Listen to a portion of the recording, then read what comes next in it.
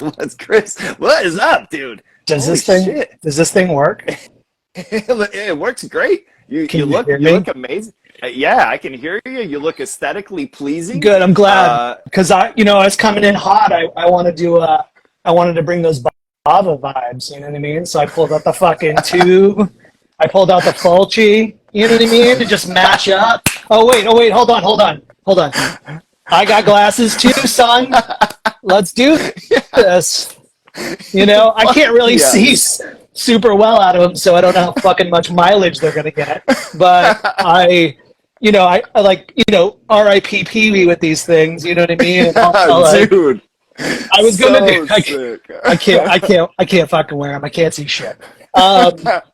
But yeah. So awesome, man. Holy shit. I really didn't expect anything else, but this is above and beyond, man. I've just recently started making these episodes into, podcasts, and people have been bitching for years to listen to. And it's situations like this where I love the visual that goes along with these things. I love the personality that we can get out of this shit. So, I brought a straight up microphone. You know what I mean? Like, I got a microphone. I hope it works. I hope it sounds good. But it does. It sounds great. Yeah, okay. Good. It was kind of funny earlier. I was messing around. My daughter's got this little play stand microphone, and I thought, as an interviewer, it might be kind of fun if I started using that. Acting as if I were, like asking the questions and then handing it over. Maybe it's too stupid, but you know what? That's why I'm here, I think. You got to try everything out.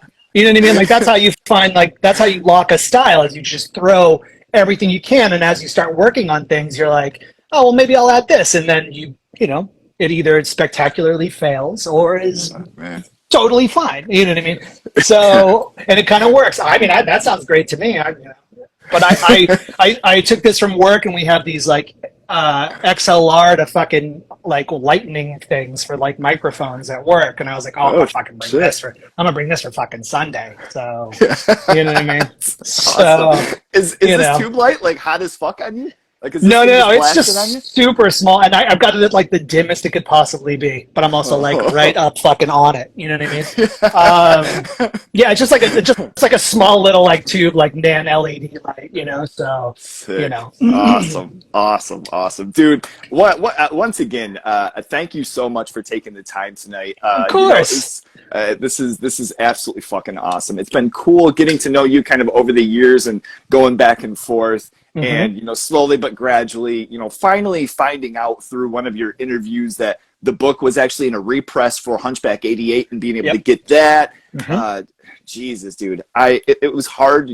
There are different times, and this was one of these things where I try to do my prep. I try to, prepare kind of something as far as having a foundation for what we're going to talk about, and I had probably 6 or 7 pages that I'm like, fuck, I cannot take this whole dude's like 3-day span. Well, it's not only that, is it like, yeah, I might be a very interesting person, but no, I don't have that much fucking mileage for like 3 hours to people fucking just watch this. You know what I mean? I'll talk to you all fucking day long. We'll get on the phone after this. Yeah, totally. It's the same thing with me.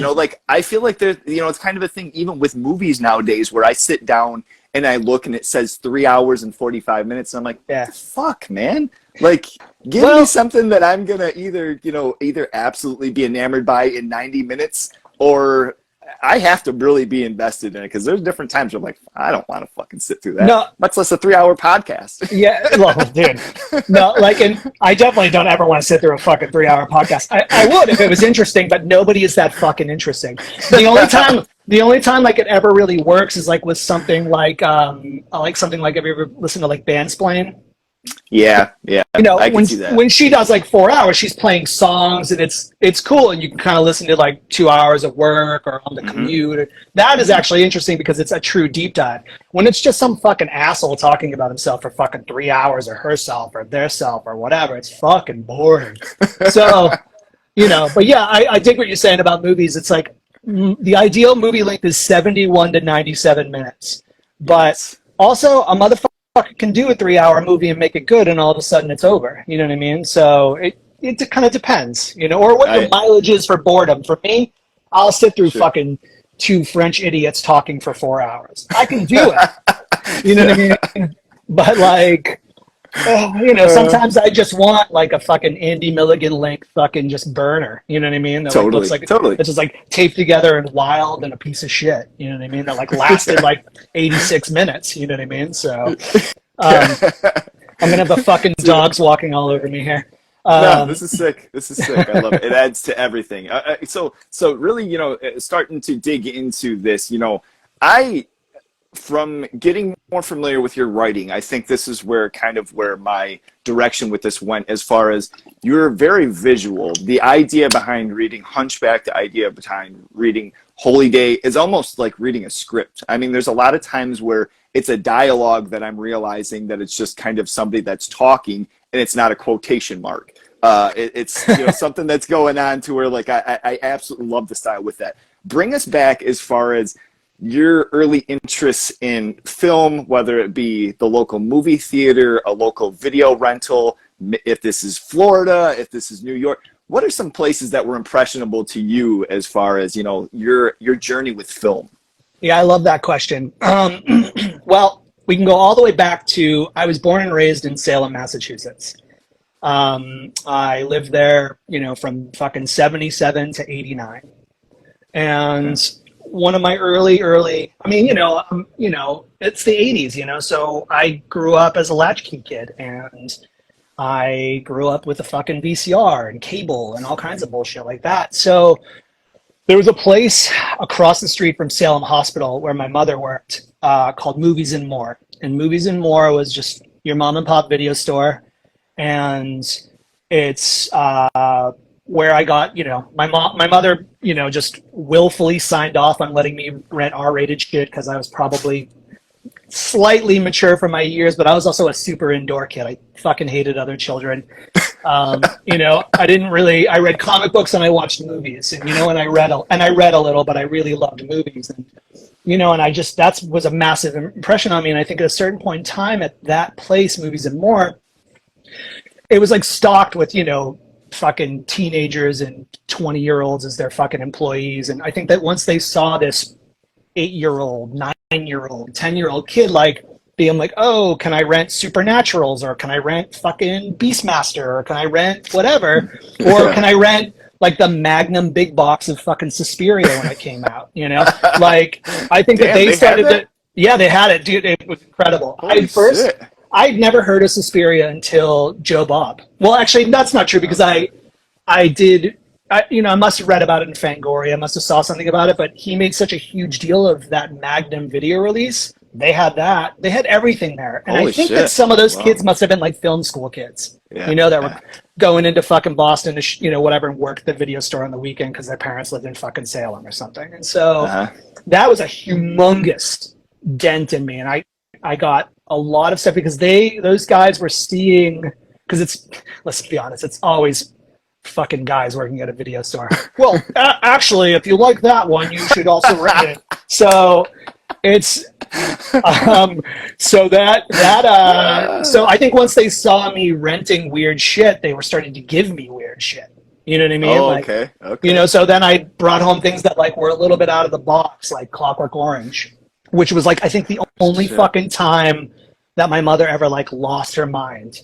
Like I could have brought back Linda Lovelace fucking a dog, and like she'd been like, whatever, dude, you're an 8-year-old. And but I brought back Clockwork Orange, and she like lost her mind. She wouldn't let me watch it because in college she was sent when it came out first run. She was in like some psychology class or some fucking bullshit like that, and they sent her to Boston to watch the movie. And my mother's not some fucking hardened criminal or psychopath. And like let's be honest, something like a fucking civilian seeing Clockwork Orange in like 71, if you're just listening to fucking folk music and you're coming out of the 60s and you're my mother, that's a pretty terrifying movie. So she just like, I think she's always been scarred by it. Like that's her fucking movie where she's like, that's her line.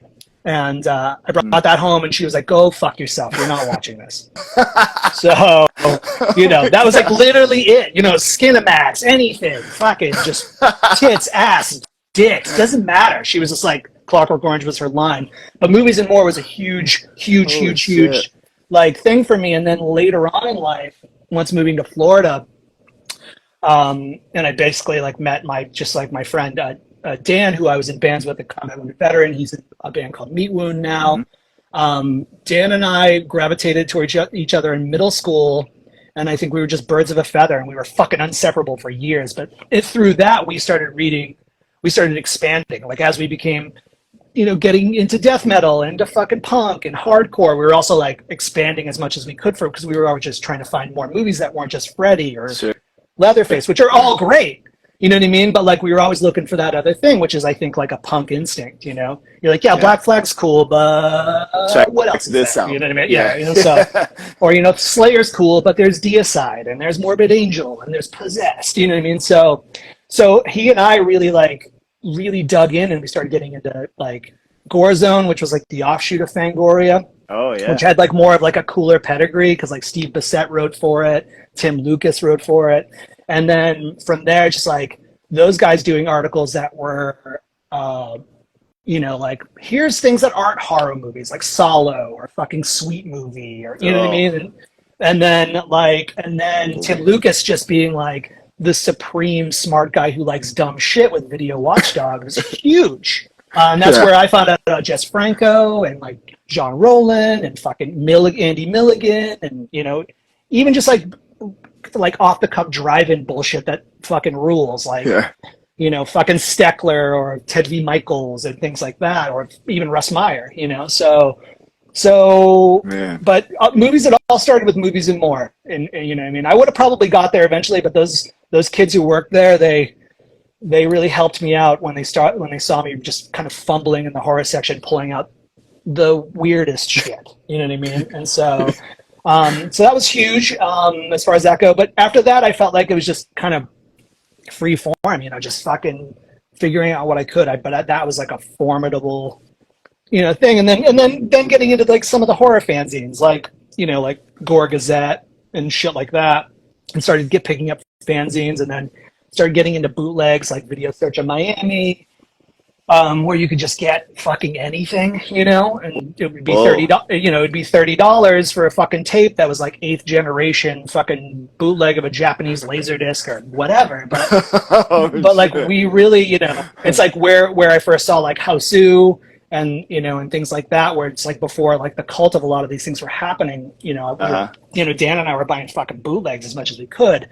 I bought a fucking $1,000 Laserdisc player, like when I could afford it, that I couldn't afford, and like and I was like a first adopter of DVD, because it was a Laserdisc player was also a DVD player. It's incredible, So I think I answered your question.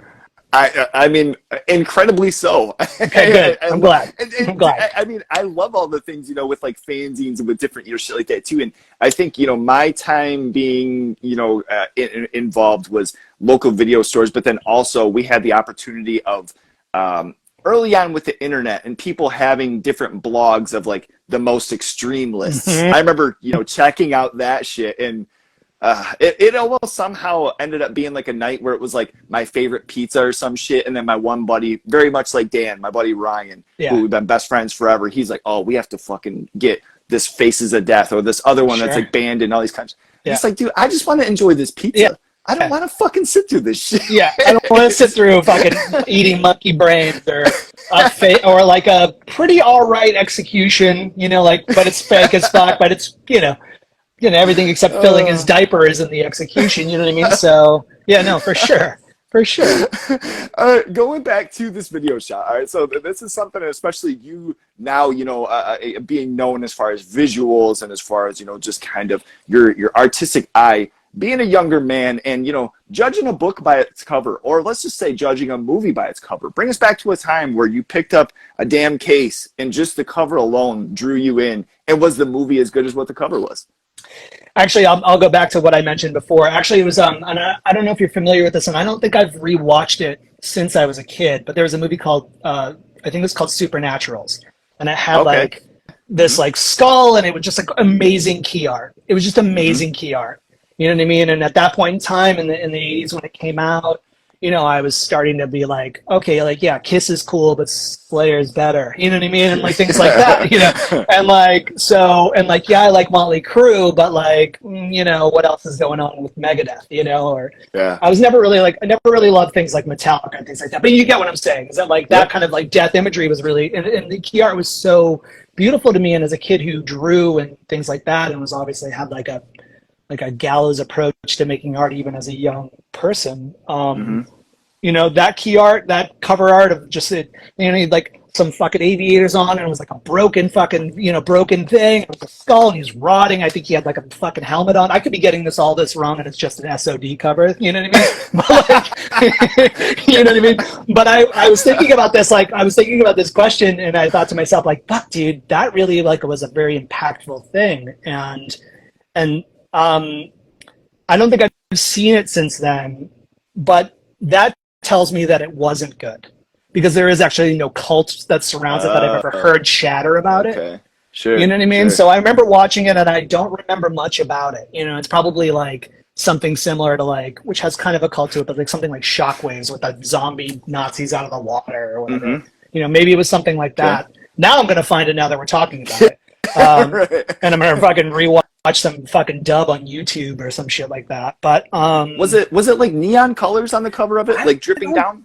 No, I don't think so. Like, I think it was like yellow, and it said like Supernaturals, or I could be getting the fucking name wrong. I think I'm mixing this up, and I'm thinking, are you familiar with Boarding House? Yes. Oh yeah, dude. That's what I'm thinking of. I wished I would have saw Boarding House. I wish I would have saw Boarding House back then. That shit would have fucking changed my life probably if I would have saw it. Just SOV fucking melt your fucking brain. Like, dude, that would have been awesome, dude. Ridiculous. I love that movie. It just played like on a double feature with Harmony Korine's Trash Humpers at New Beverly this past week. Holy I know. Shit. What? And like, I love the New Bev, and when I go to LA and I get to go there, but like in general, like a lot of the programming is pretty like basic bitch shit that you just got to get people in there for. Yeah. But I was so surprised that they did like 4 fucking nights of Trash Humpers and Boarding House fucking on 35 double feature. I was like, are you fucking kidding me? And I was like, can't somebody send me to work for Can't somebody send me to work for in LA this week? Because I really wanted to. That's an amazing double feature. It's so inspired. And it's played 35. Boarding House played 35 here a couple times, but I just keep missing it. Like Draft House plays it on like Weird Wednesday or whatever. But yeah, no, I wished I would have saw Boarding House back then, dude. It's so sick. It'd be so fucking incredible, dude. And so Korine too with Trash Humpers. For whatever reason, that dude, I for a long time had a fucking dirty ass DVD copy of Julian Donkey Boy. Yeah. And still the only way where you can see it at a video shop. Yeah. And ever since then, it's on eBay and all that shit, but it's not fun. I have tried to find this fucking thing. I must have sold it or let somebody borrow it. Can't believe I don't have it anymore, and I'm broken. I think that like that was in America, that was it came out under Artisan, and Artisan's catalog is like kind of it's kind of tied up a lot. They've been able to untangle a couple things like fucking Dance with the Devil or whatever, Perdido Durango. Oh yeah, came out on Artisan, and like I think a couple other things, but I think that might be just tied up in one of those weird like who fuck owns it, kind of situations. Because to me, like that seems like it's an incredible movie. You know what I mean? Holy shit. But it's so surprising to me that there hasn't been like a sick like reissue. But that goes kind of with all of it, Gummo, any of that early stuff. You know what I mean? Like, so obviously Spring Breakers and Beach Bum are like prime Blu-ray time because they're coming out at that time. So of course they're going to come out and on legit label, I think 24 or whatever the fuck put it out, the Annapurna or Annapurna, but I think it adds to it though too that especially with Gummo, because like I know kids just recently got this like really insane, which isn't obviously not Harmony Korine. No, but that was kind of along gets the attributed lines to them, of right around that time and that release. I and that got this awesome multi-disc release. I'm like, man, even though beautiful, beautiful Tony Stella art on the cover. He did the. Oh shit, that's Tony Stella on that. Yeah, Stella. Yeah, unreal. Like all those like kind of like beautiful watercolor like sketches and stuff that are on it. Yeah, I saw that disc. That looks pretty sick. I haven't bought it yet, but damn, because I've got like a German Blu-ray that came out a couple of years ago. I or just maybe have like the a decade ago. dusty old original DVD. You know, I I just think mean, there's just kind of a fun part of it being dusty and yep. half broken. Yeah, It no, just for goes with the sure. movie.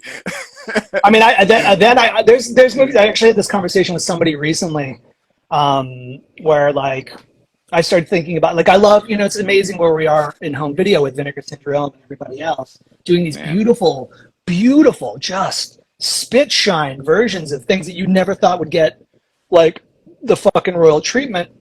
And like, but there's just some movies that I'd rather watch in VHS. Hmm. Like, and I feel like Kids is kind of one of those ones. The original Last House on the Left is one of those ones because when the Blu-ray came out for that, and I love that movie, but it was like one of the first times where I was like, damn, maybe high def was actually a mistake. Yeah. Because it's like so nice. And even with The Hills Have Eyes, like Arrow 4K, I was like, this movie looks too fucking good, dude. Like, Yes. this looks too The good. original Texas Chainsaw Massacre, like Another that one. whole grainy Yeah, fucking is this a home movie? yeah, That aesthetic, like yeah. that So adds to it being a nightmare. it works on VHS the most. Although, like that new 4K that Second Sight did is really fucking nice. And I was actually also saying, I think that maybe my conversation with whoever I was talking to kind of revolved around Texas Chainsaw Massacre because I was saying that Mm. like I don't think that's the movie I bought in every format. Like I Okay. had Okay. multiple VHS, I had a couple DVDs, the Blu-rays, Uh, and then I bought a 4K from Germany, and then I rebought it when the Second Sight one came. It's the thing I had a laser disc of it. You know what I mean? It's the movie I've owned the most versions of. Some motherfuckers out here buying oh every single shit. weird Dean Cundy fucking like set up fucking Halloween like color grading by Dean. I can't do that, but I'll buy Texas Chainsaw Massacre like in literally like when the VR glasses version comes out in fucking like 5 years. I'll buy that one. So Right on no, no, top no. of it. I Yeah, love I it. love it. I love it. I love it. Oh my god. But yeah, no, no, no. But going all the way back to it, yeah, Supernaturals, and I could be getting that fucking name wrong. So you know I'm what I not mean? familiar. Yeah, Yeah, initially I was thinking of it, but I think the cover that I was thinking of was Boarding it was House, and that Boarding was House. not it. So okay, now as far So as good. within writing, and this kind of goes along with reading interests and with different things as far as film. The book was better. Does anything come to mind as far as something that maybe you were excited for a movie rendition coming out, or something that you were excited for and the movie ended up being better than the source material? Anything come to mind with that at all? No, I don't really think so. Like Okay. because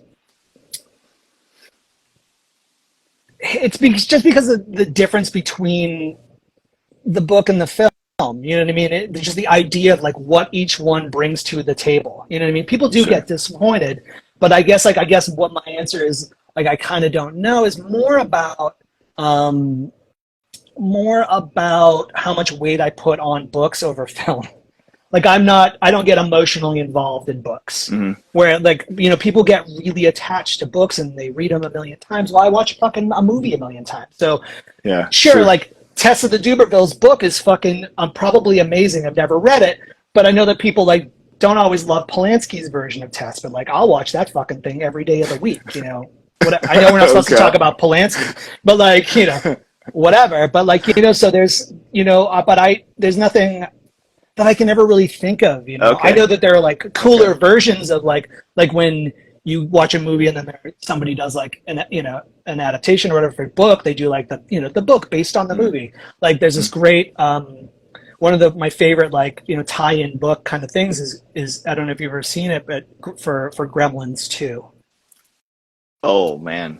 Okay, so if you can ever find it, there's a tie-in book for Gremlins 2 that's a novel that came out at the time, and the fucking writer just goes off the fucking rails with it, and the Gremlins start attacking the writer as he's writing the book. Like he's Holy like shit. puts himself as a character. So when they're like freaking out, and they're like going all over, and that place is like that movie is fucking chaos. It's fucking chaos. Like out of all the like, and I'm gonna get in trouble for this probably, but I call those kind of movies fat kid movies. They're like Alamo Drafthouse movies. Like a certain kind of kid that's like nostalgic in his 40s and 50s, and again, it's usually always a dude. Like I just call them fat kid movies. Gremlins 2 is the best. Like Star Wars, everything like that. That's all fat kid movies. So like Gremlins 2 is my favorite of those kind of movies because it's such a psychotic fucking movie. You should find the tie-in because it's probably, you can find it on eBay. It's super easy, but it literally like comes alive in a way that you're just like, oh man, that is what awesome. the fuck, dude? Like, so, It's so awesome. yeah. And sometimes people do cool things with those tie-in books, like, and, based on a script or whatever, like, even recently with like Tarantino's Once Upon a Time in Hollywood. Okay. The book is actually, the book is better. You know what I mean? Just because if you like the movie and you want to know more about these, he has he adds like fucking what essentially would have been 4 extra hours of movie in this book. Oh, Jesus. And it's really kind of an incredible deep dive into a guy who's just an erratic psychopath, you know what I mean? Like cokehead, you know what I mean? Who can just be a psychopath and rattle off shit, right? But the book is like a really neat, like kind of companion, and maybe even better if you liked the movie or if you love the movie. Damn. And chances are, if you loved the movie, like you probably already read the book, Like I love that movie, and I was like, oh yeah, I'm gonna read this motherfucker, and it's really kind of more of an amazing kind of read, Oh, so. shit.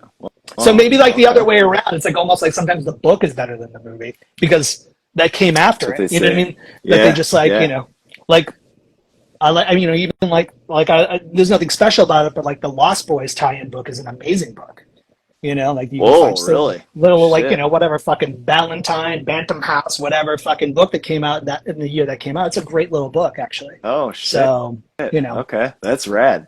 So I just turned it on. I just turned your question on its head. I completely on over. I love it. And I mean, I think that's like such a cool thing, especially for.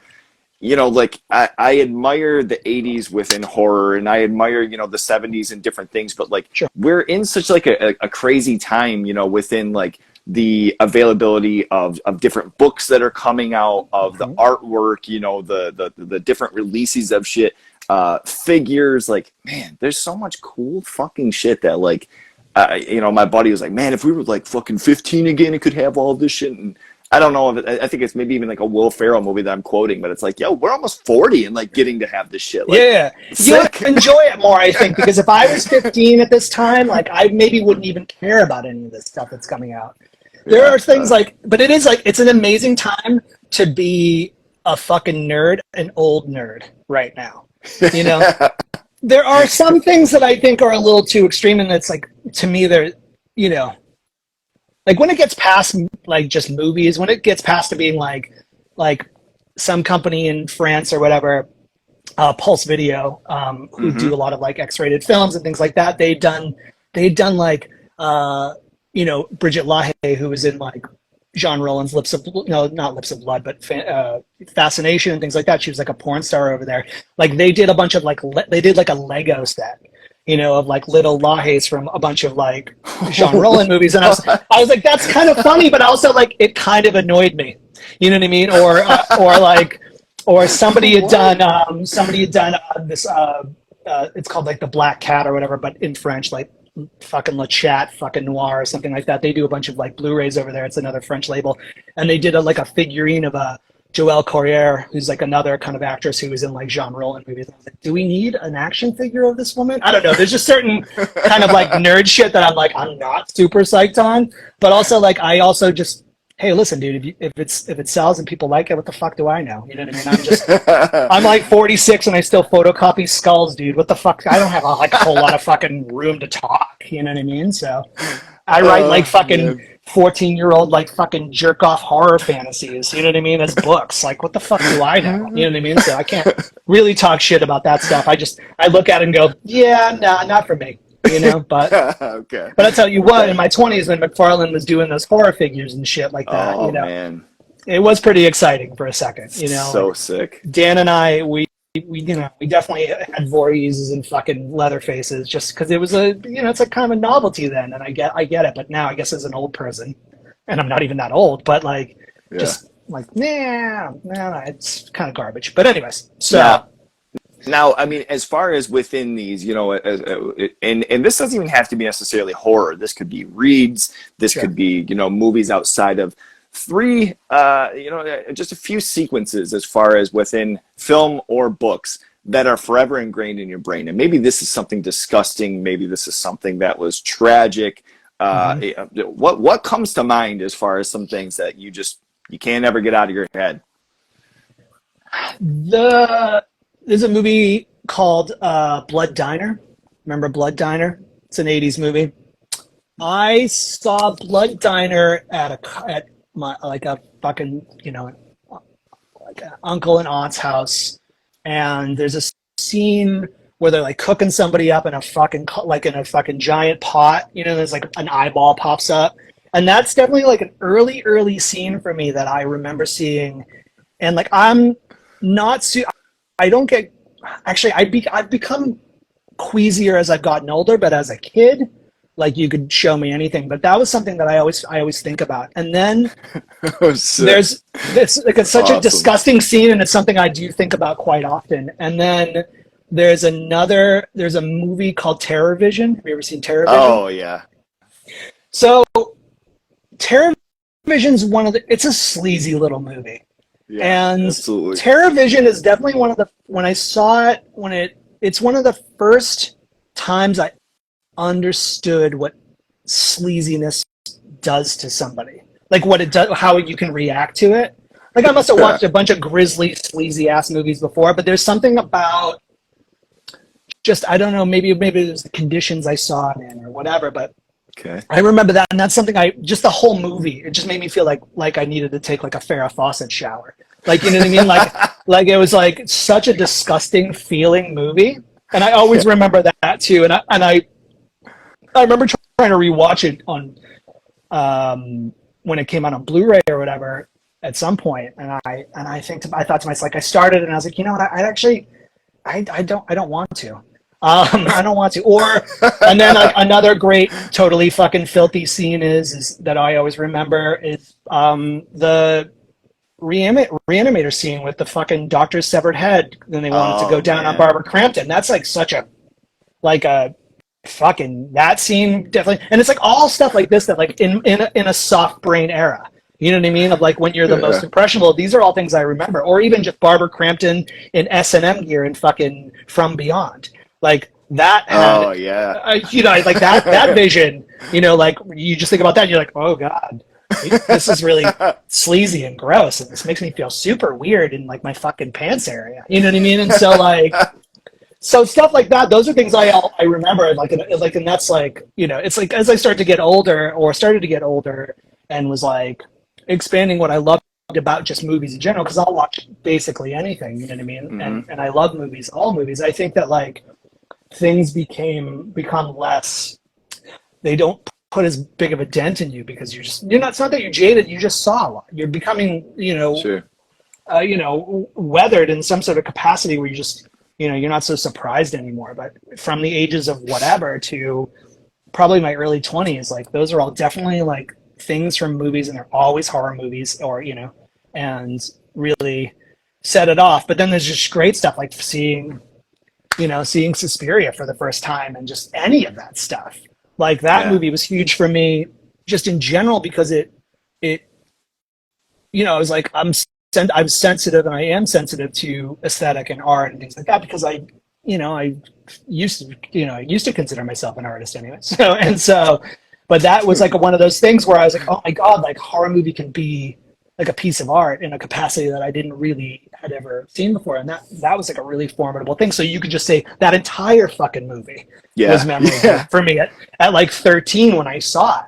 You know what I mean? So like, it was like really kind of set me on a different path almost. It was really, and I just like, I would have found it eventually, but like props to like Joe Bob when he had the movie channel show, not the show that's like on TNT or whatever, or fucking, used to have something on paid cable. Mm-hmm. And he used to have really rad people come on. I mean, that's where I heard about fucking Herschel Gordon Lewis. It's like all these things, but like I credit him for like pointing me immediately and to Suspiria and how fucking hyped he was on it. So realistically speaking, all that stuff I said, but really Suspiria. You know what I mean? Like, it's the whole fucking movie, every scene. You know what I mean? Like was like really, something that like, it was so incredible for me. So and it's like I'm saying something that a million people say, you know what I mean? But you know what? I saw it when I was 13 and it was 1989, so go fuck all of you. You know what I mean? So like, I was there first. Not really, but No. Just take the elitist approach, brother. Just take it. No, I'm going to gatekeep this shit all day long. That movie should have been gatekeeped. And it doesn't need to be a midnight movie that people fucking laugh at. Performative laughter. Dude. You know what I mean? So, anyways. Now, did you find, I mean, and this is me speaking personally, to where I found when I started finding Giallo, or I started finding Spanish film, I almost felt like when I was finding movies that were foreign to the United States, that was where I was growing to understand art and horror. Does that, kind of correlate to you as far as, as far as even early on, I felt like it was like, oh shit, like somewhere this is actually respected. Even if it's zombie, somewhere this is actually like a fucking, like someone is taking, a lot of time, having a budget, whether it seems like it or not, and people are appreciating this shit as opposed to just being something slapstick and silly. Absolutely. And that's just because like every other country but America actually has like a fucking, like a culture system inside of their schoola. You know what I mean? Like, you know what I mean? Like, it's just like, just fucking chocolate hamburgers and fucking, Coca-Cola milkshakes like we've got. You know what I mean? Like, so you see it a lot more but also like, and I always talk about this with about early pornography too, but in Europe, like a lot of those people who are making horror movies, like just had to make horror movies because they wanted to make movies, but they all had these artistic, like, aspirations or whatever, but because they thought they were going to be Rossellini or Fellini, you know what I mean? Or Godard or any of those people, but they weren't. And so you kind of see them like trying out, like, but also like, to me, that's a culture thing because the arts and culture and reading and poetry and painting and dance and theater and fucking art in general is so, like, it's just matter of fact, where something like driving by 17 McDonald's in your town is matter of fact to Americans. Seeing fucking like a Botticelli is fucking matter of fact to a fucking like 8-year-old, in Italy. You know what I mean? Like, it's just like they're surrounded by like history and art. And so to me, it was never surprising, as I started to realize that too, about getting, seeing like foreign like horror movies and the difference between, just what fucking even just Boarding House looks like, or The Forest, or any slasher film in America, and then you see them take that model in Europe, and you're like, oh, you guys there's something else going on here. You're doing an impersonation of America, and it's amazing, but there's way more artistic chops going on here. There's way more consideration of just where a camera goes and what the camera is going to fucking tell you about the scene, rather than just being like, whatever, bring out the topless girl. Let's stab her, which I love too. Like, no shade on how fucking crude and stupid Americans are about making movies, or did make movies and horror movies in the 60s and 70s and 80s and 90s or whatever. Before basically the collapse of like the fucking direct to cable fucking movie that just kind of, and then we don't get any of those joys anymore. Those Brian Yuzna every fucking 6 months movies like we did in the 90s. But anyways, so yeah, absolutely, 100%. Like.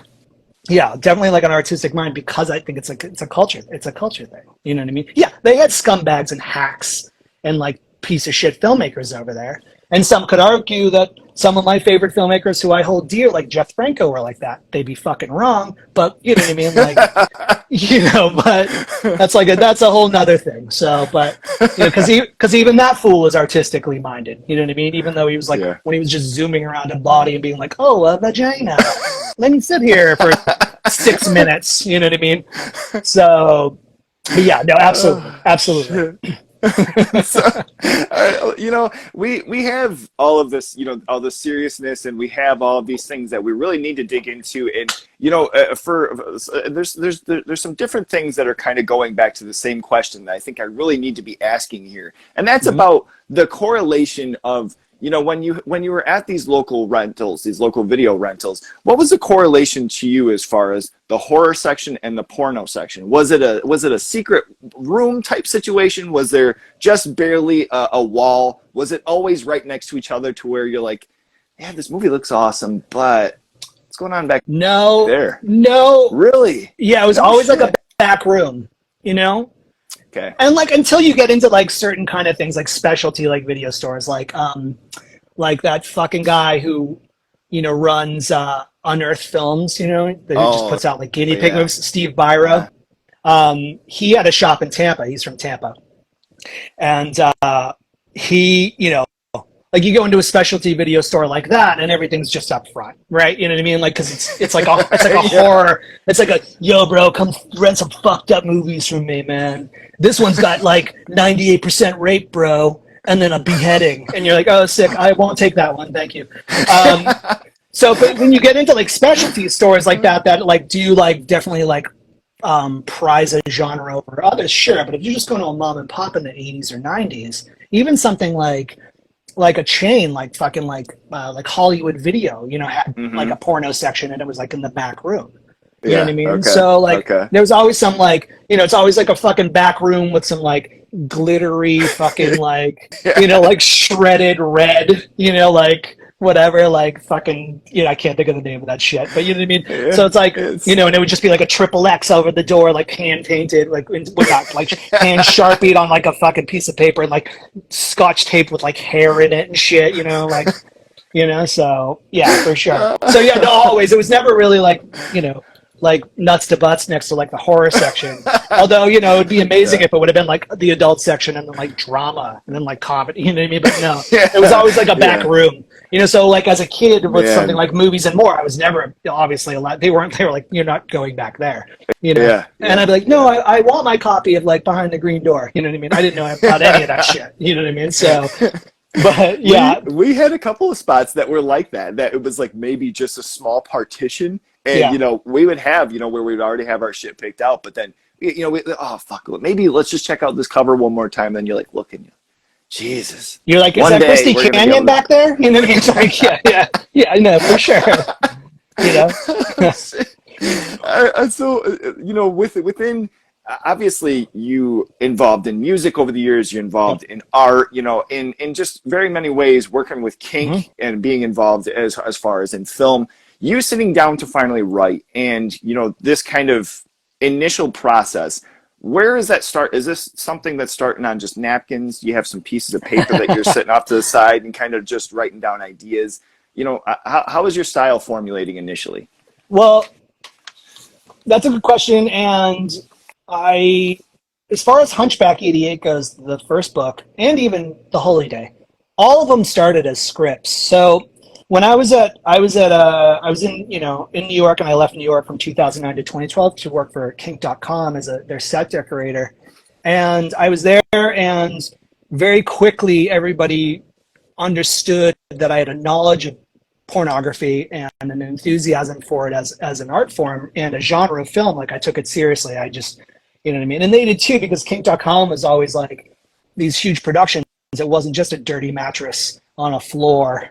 You know what I mean? And like, or just like, it wasn't a beach house with a fucking two blondes like fucking. You know what I mean? It was very creative, you know, as you know, BDSM is a very creative genre. It's an artistic genre, you know what I mean? To a certain degree, or to a full blast degree. There's no certain degree. It's straight up art. Sure. Especially when you're apples and oranges, you know, comparing it against other pornography. You know what I mean? So like, I always like had said, it's like, you know, if pornography was high school, like kink was like the misfit table, the weirdos. You know what I mean? It was like the kids who like obsessively drew comic books and talked about movies and like liked terrible fucking dark music, and you know what I mean? That's what that place was like. So it was super interesting. So I you know, I actively like tried to get a job there, and I got the job, and I moved to San Francisco, and they knew pretty early on there. I was like, oh, we could tap this kid for shit. So I was starting to help with ideas and with an eye to possibly direct at some point in time.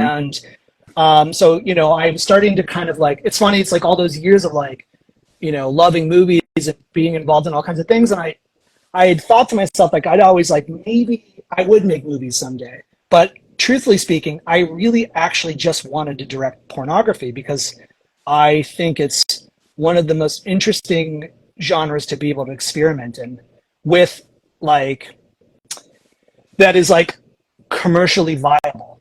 Like, so I always break down a piece of pornography as like, you've got 10 minutes to make your movie. You got 10 minutes to do whatever cool, weird thing you want to do. And then you need to get the fuck out of the way for all the fucking, you know, for the people to fuck. So like, you can make your Stan Brakhage movie, or you can make your fucking stoner comedy, but you just got to make sure that you get the fuck out of the way. You have a very limited time to do what you want to do. But I really loved that about the genre. Even when you look at early pornography, like Golden Age pornography, like, and I was gonna. This is like something similar almost to what I was saying about European directors who like had to make horror movies. A lot of early pornography is just people who wanted to make real movies but they couldn't, so they took those ideas and that energy and they were like, well, I can make porno. You know what I mean? So you find all kinds of really interesting pieces of film inside of early pornography that are just like, you know, they're like fucking Busby Berkeley musicals that all of a sudden just break into fucking screwing. You know what I mean? Like it's really amazing. So being at Kink, like I was like I wanted to be a porn director. Like that was something I talked about for years. I was like, well, if I ever make movies, I'll make pornography because I can do whatever the fuck I want. And a lot of my heroes had to make porno in Europe in the 70s. You know what I mean? Like people who were just like, well, I can't make these lesbian vampire movies anymore, so I'm going to make a lesbian vampire porno. You know what I mean? So I just was like really excited about it. So I was actively, and I think people saw my enthusiasm. So I started to write there like scripts and help out with ideas and things like that. And then when I left Kink, because my directing career was cut short pretty quickly once I started, because I was able to direct a few and I was really excited about that. And it was some of my fondest memories of making anything in my life are making a couple of shoots I was able to do there. You know, I somewhere around there towards the end of that, I had met the woman who's now my wife, and she was on the East Coast. And I was like, well, you know what? I've had enough of Kink. I'll move out to you. And we definitely weren't going to be living in Baltimore because that place is a shithole. So I was like, well, let's go to New York, because you know what I mean. That's where I lived I lived there for so long. And I was like, let's go to New York. She was psyched. We did that, and then I got a job. I took a job at this place that was a digital capture company, which was just a fancy way of saying they supply cameras and computers for fashion photographers like Steven Meisel and Mario Testino, like big names, like Italian Vogue shooters, you know? Oh, shit. So wow. I worked in their office, just in their EQ room, but it was kind of on the decline of their business, and a lot of photographers weren't, renting from them anymore. Mm. And, but they wanted me in the office every, Monday through Friday, 8 to 5. Mm-hmm. And basically it was like, just be here, just in case there's a shoot. We don't care what you do. Watch a fucking movie, do your stupid little art, you know what I mean? Read a book. Just be here from 8 to 5, So I was like, okay, great. So then I was like kind of doing stuff, and I was kind of a little bit more busy with Stake Mountain then. So, I was probably working on an Against Me record here, or a Fences record, or any other bullshit I was doing at that time in 2012 or whatever, coming back to New York. And then I started to think, you know what, like, I'm going to start writing scripts, not with any intention to make them, but just to start to maybe even bring myself closer to movies. I was like, okay, how do I bring myself closer to movies? And so I just started being like, well, what kind of slasher film do I want to write, and what kind of fucking whatever, So I started writing these scripts, and I got through a couple of them, and I was like, okay, what am I going to do with any of this shit, And then I was like, you know what? I bet you I'll never make any of these, but I could probably start writing a book, because I like the idea of like what a book can do as well, that a movie can't. There's a lot of internal dialogue, a lot of like, you're playing with somebody else's imagination with a book, and rather than like just showing them, you're telling them, and they're showing their brain. It's a really interesting thing. So I just started breaking these fucking things down and kind of piecing them together, and just being like, I'm just going to make like a collage of a book, like a nightmare. And so for Hunchback 88, like I always liken it to, I wanted to create something that was hopefully both of these things, because they're very similar. But like as a kid, I would stay up late. I'd be up at 2 a.m. and it's when you could still watch weird horror movies at 2 a.m. on like regular ass fucking TV. Mm-hmm. So like before the fucking American flag came on, you know what I mean? And it was the end of broadcast. But it's 2 a.m. and you're like kind of falling asleep, and you're kind of waking up, and you're like, what's happening? And then you're what's happening? So I wanted this and then it's like, it's another movie. Who's that? Is that who? Oh, you know what I mean? So I wanted to write this book that felt really Skippy like that. And then I also kind of melded it with like going back to when Ponch, Dan and I we call him Ponch anyways. Yep. So if I say Ponch, I'm referring to Dan, who I referred to earlier.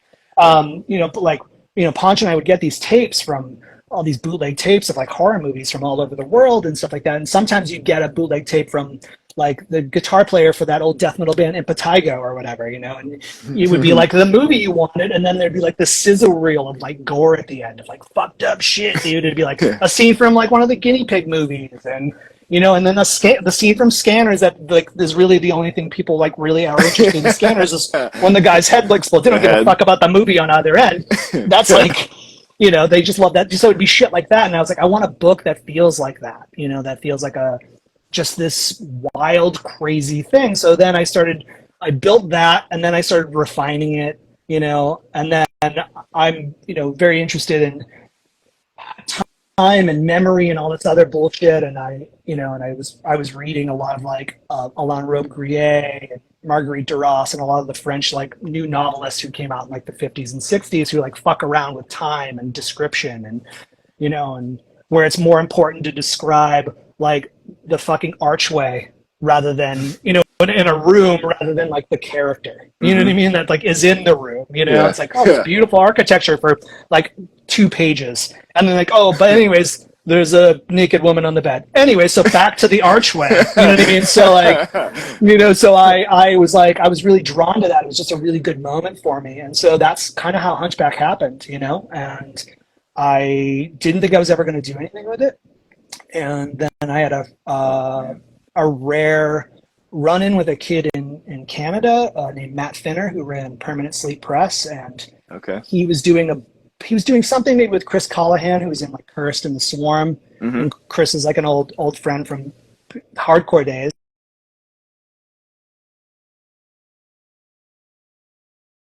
Kid knew Reversal of Man and Combat Wounded Veteran, and he was just like, dude, have you ever considered writing a book? And I was like, funny thing, I got a book, you know? So that's kind of where we ended up with there. Oh, shit. So the long answer is, I don't know, man. They started out as scripts, you know, whatever. So, you know, but same thing with The Holy Day.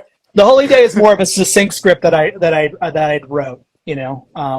It only came from one. I finished it, and it was originally called, it was different than what The Holy Day is now.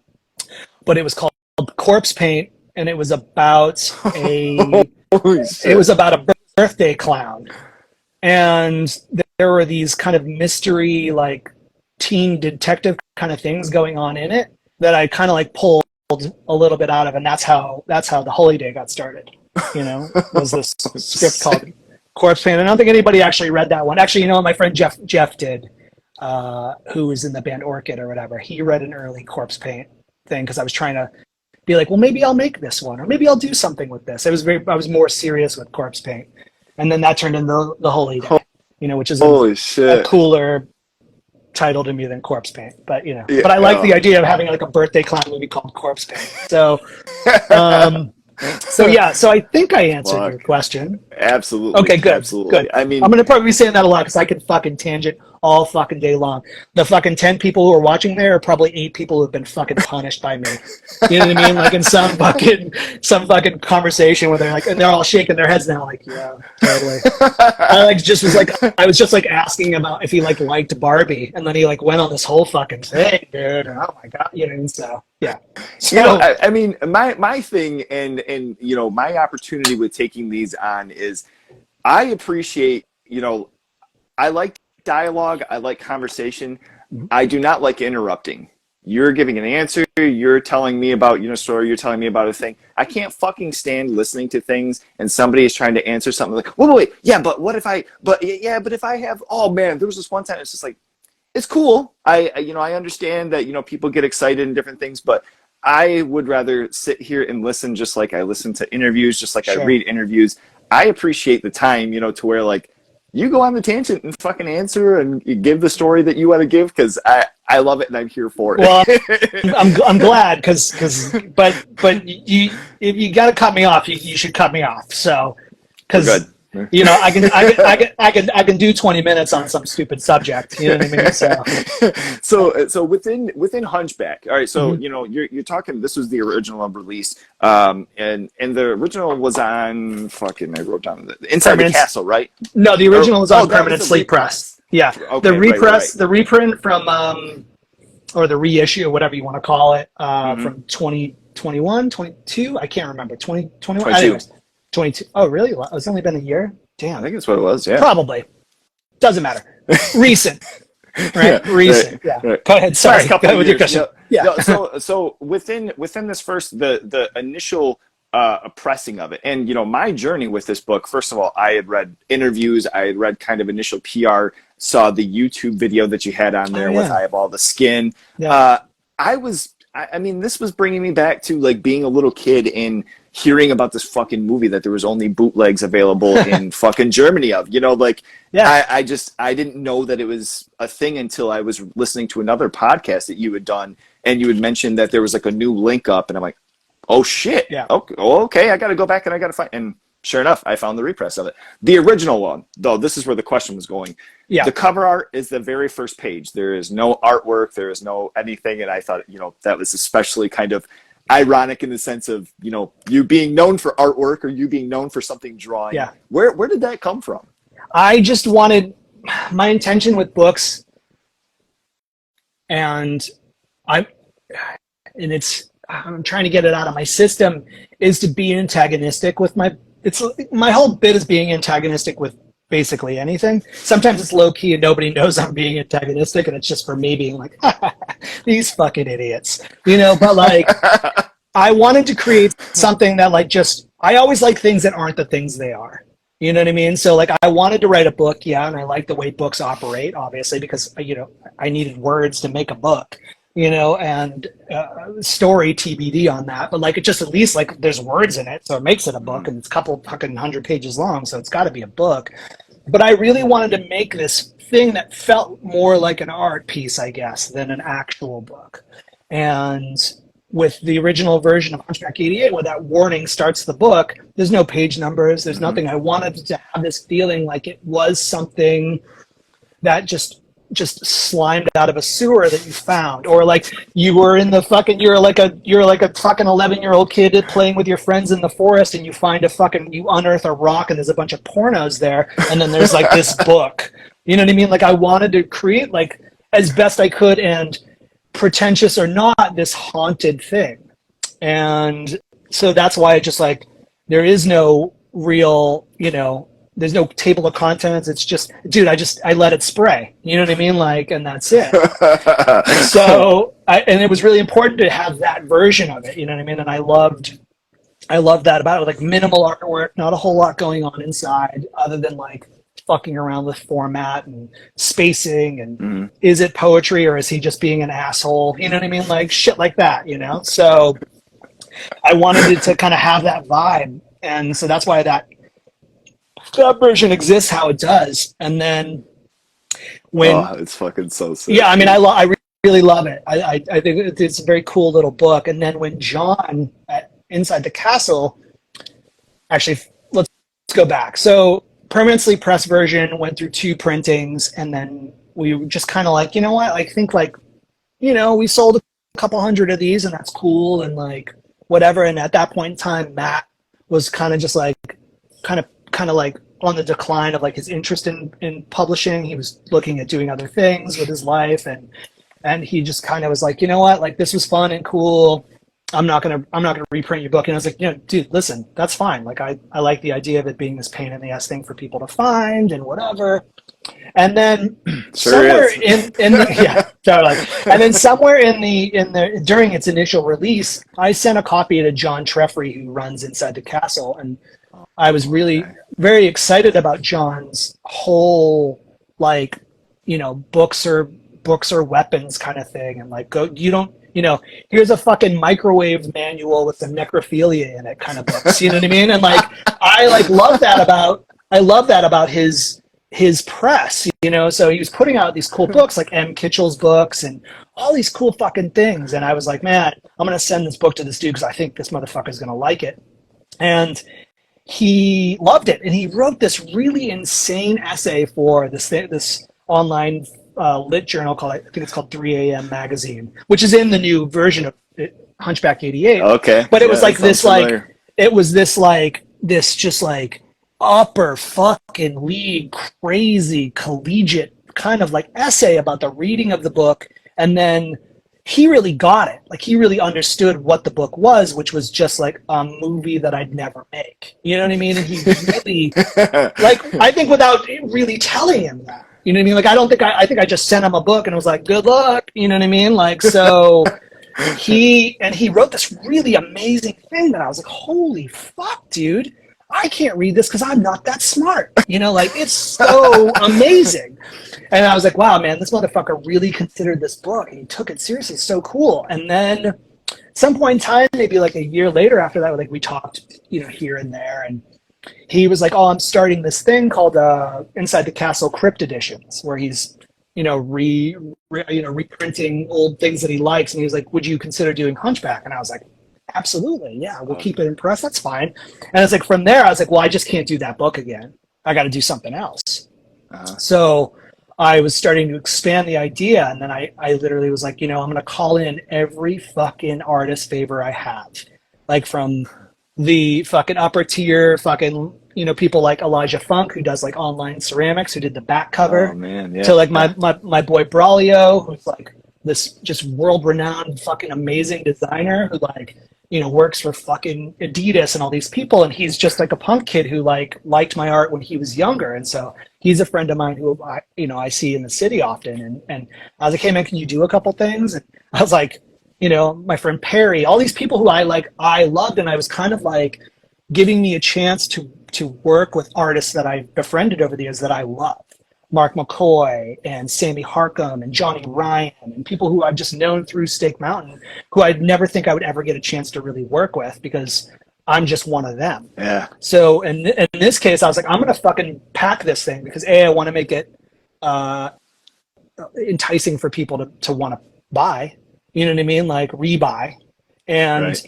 and then I started touring around and then I pulled out Tony, you know, Stella for the cover, which was like, so sick.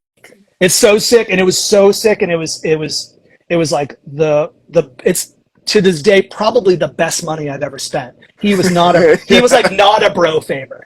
You know what I mean? Like I did not know Tony, and I cold called his ass, and I was like, I'm doing this thing. You know, I can send you a PDF of what the book is or whatever. And he was like, you know, and he was really very excited about it. And, oh shit. You know, and I was just really kind of hype on that cover. And to me, it made it feel like legit, you know, like having him involved. And, so that's where and then I started being like, okay, well, through a Hunchback, I made a couple friends, just writer people who were kind of in the same boat, like Chris Zeischig or Maggie Siebert or you know Thomas Moore or whatever. And I was like, I'm gonna start getting guests in here too to like write Hunchback things. You know what I mean? Like in the vein, they'll be at the end.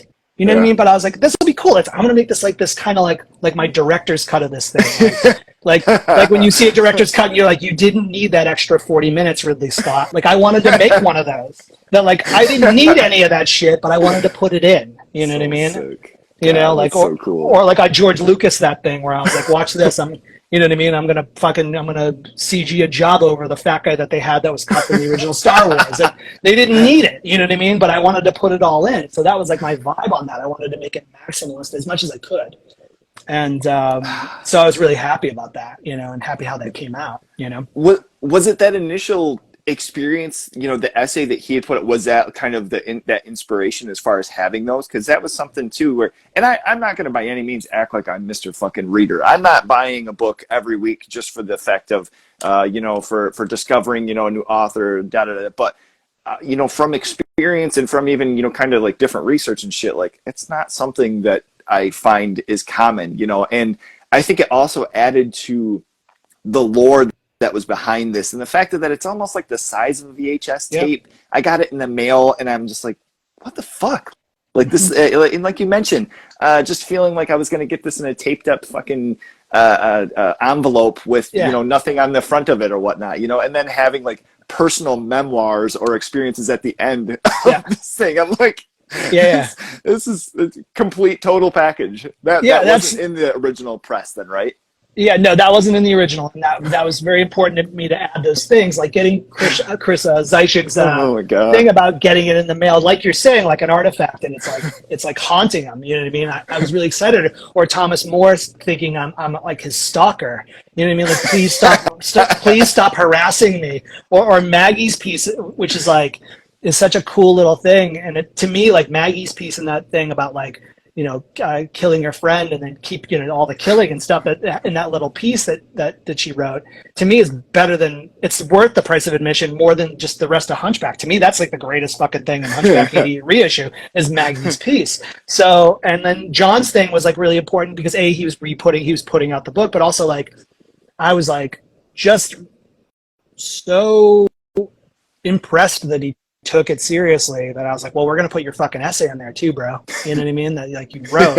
And he was like, yeah, I'm sure that makes sense. I was like, yeah, no, it's like a really smart read of something that like shouldn't have anybody say anything smart about. You know what I mean? So it was cool, man. It was really cool. Yeah, it was neat. It was really flattering. You know what I mean? Did my ego like wonders that somebody who could read it and could articulate it in a way with words that I just don't really usually understand, you know what I mean? Or just like tense, like collegiate tense in like his like writing. I was like, this is some fucking paper shit, you know what I mean? That I don't understand, So it was cool. It was really neat, And I something I thought that was really cool, was like kind of going back and trying to get as far close to, day one with this thing as possible.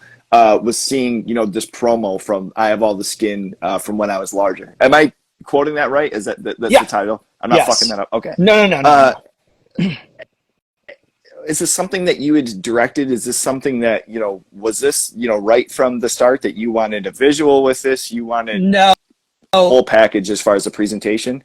This was backed into it a little bit. So the story with I Have All the Skin from When I Was Larger is that is actually from, the title of it comes from, goes all the way back to the first social media, which was Friendster.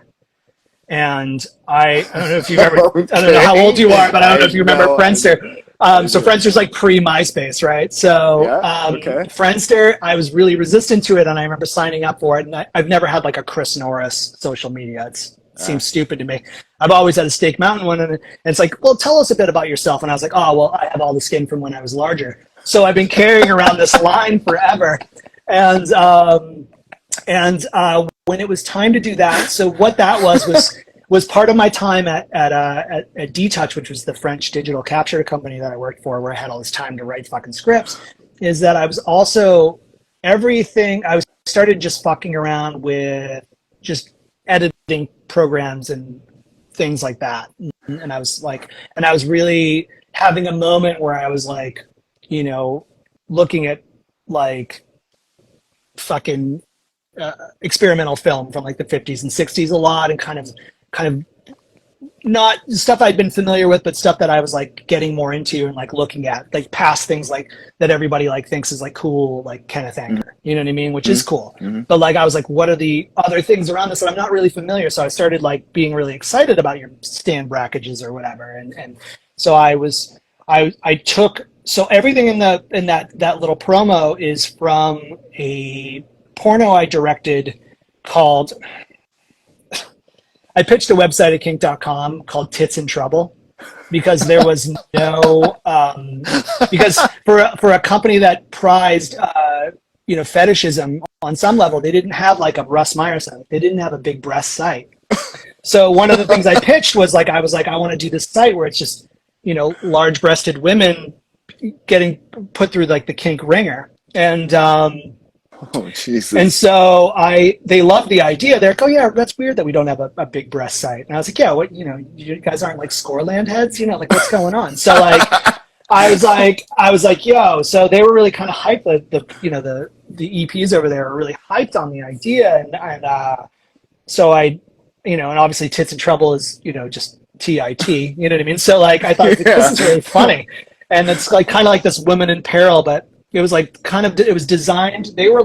Kink was looking for sites that weren't so like kink, like mean, or whatever. They were looking for like a lighter side of things, but still like looked like it was shot at kink. So I was like, yeah, we'll do this like very like not, fucking Betty Page or anything like that, but like kind of like Betty Page, but with like, jugged up ladies. And so like I was like, okay, so that was like a test shoot that I did with fucking I can't think of his name right now for some reason, but and a performer named Larkin Love, and this guy Derek, whose name I can't think of his last name for some reason, but he was my dick for all the movies that I made there. It's fucking embarrassing that I can't think of his name. But anyways, Derek, he's awesome. He still works. He's a very cool guy from Boston who is like looks like a meathead, but he's a real like very cool dude who can kind of bring it on set. And so I took these like just all the pieces that I had, and I started just like zooming in and cutting them up and doing like these weird kind of color treatments to them. And then I was like buying like grain programs and fucking doing all kinds of weird shit to things. And I had actually all kind of had these, and I started making like weird kind of soundscapes for it and all this other shit. And then I had it kind of on deck. I was just fucking around with it. And then, when it was time, I was like, oh, well, I'd like to have a cool visual for this. I just started kind of putting it together and was like, Hunchback 88's the kind of thing where like I could have just said like, I can say anything about Hunchback 88. The cool thing about Hunchback 88 is that I can plug anything to it and be like, no, it's for Hunchback 88, because like who cares? Like there's no semblance of like real a spine through it. There's no real, it's like it's out of control. So I could just be like, no, but also here's like a picture of a flower. That's Hunchback 88. And everyone's like, is it? So this is something that I thought like I had this cool thing that I did, and I'd love to kind of put it in there and put it out there as like at least like in relation to it. And then and then that actually ended up playing. I did this artwork for a little while. Vans had this thing called House of Vans, where they had all these like warehouses all over America, and they were like skate parks and these things, and then they would on occasion invite bands to curate like a night, And the one in Brooklyn here, Against Me played, and they were able to pick like two opening bands, and then they were like, and then there's always like an art component, and they're like, well, obviously we're going to get fucking Norris to do this. So I'd actually had them screen that on a wall, like in slow motion, like that whole, the promo tape? Yeah, the promo thing, just on a loop all night, So yeah, it was pretty cool, man. And I did all this like kind of, whatever art for the walls or whatever, but that actually played there too, and it was really kind of a neat night. I mean, other than like all the punks and everything else, it was like a pretty neat night. You know what I mean? So along for seeing, I mean, as far as the visual on that, like, was there kind of a moment that you were going into, maybe even with kink, or as far as doing little personal projects like this, where the whole photocopy, kind of look, the grainy, the dirtiness. How did that transfer like into film? Like, was there? You mentioned like a couple of different programs and shit, but were there cameras that you were wanting to go back and try and utilize for that aesthetic, or? No, not for that. No, no, nothing very specific like that. I love with Stake Mountain, with anything that I do, I try to make whatever I want to do the easiest possible. I try to find the easiest way to do it that has like the least moving fucking parts. Like for instance, I'm not blowing up my spot. This is something that I say quite often, but any work that you see by Stake Mountain on any capacity was all done in Photoshop. I don't have a Xerox machine in my house, with a scanner. You know what I mean? Like I've been able to just break Photoshop to make it be something that just looks like, a photocopy. You know what I mean? Because like I don't want a bunch of papers lying around. I don't want fucking archives. You know what I mean? Like that shit doesn't interest me. And so even with something like fucking around with the porno footage that was shot on digital, I was like picking up other things to be like, oh, well, I'm gonna feed. They were high end things. It wasn't just like an Instagram. It wasn't just an Apple app that I was like make your shit look like a 8mm film. You know what I mean? Like it was like really insane. These insane grain programs for like Adobe Premiere that like assholes who shoot things like on ARRI fucking digital cameras, and they bring it to the studio and they're like, well, it looks like digital. And they're like, yeah, well, we can grain it up in post, like those kind of programs, that I actually had the French digital capture company buy. So I was like, oh, we need these. Because they were like really expensive programs. Oh shit! I was like, no, we really need these. And they're like, this is like $150 like license key. And I was like, yeah, no, we need it. Like, it's essential. yeah, super essential. So let's not question this and let's just get it going. But yeah, but no, I didn't go out and buy like a fucking Bolex 16 millimeter. You know what I mean? I wasn't like fucking around with any of that stuff. I was just trying things out to see like what would work. And I like art that I like to make art that has, even if it's fake, like a convincing enough tactile quality. Like maybe it wasn't. You know what I mean? So, I everything that you see in something that looks like the most slapdash, like thrown away looking ass fucking thing, like is actually really considered on like how terrible it looks. You know what I mean? Like I don't try hard because at this point in time, it's just second thing, but I consider every single, I'm going to turn it this way a little bit, and then I'm going to turn it that way a little bit, and this letter is this way, and I'm going to draw a line in here, and then I'm going to fucking threshold it, and then I'm going to draw another line to take a piece of it away that looks like it's like something I glued on top of it and then photocopy. Like I do.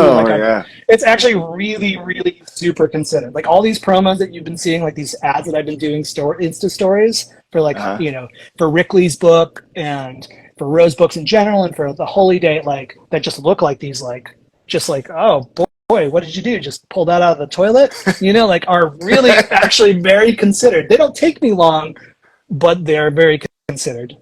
Go away, dog.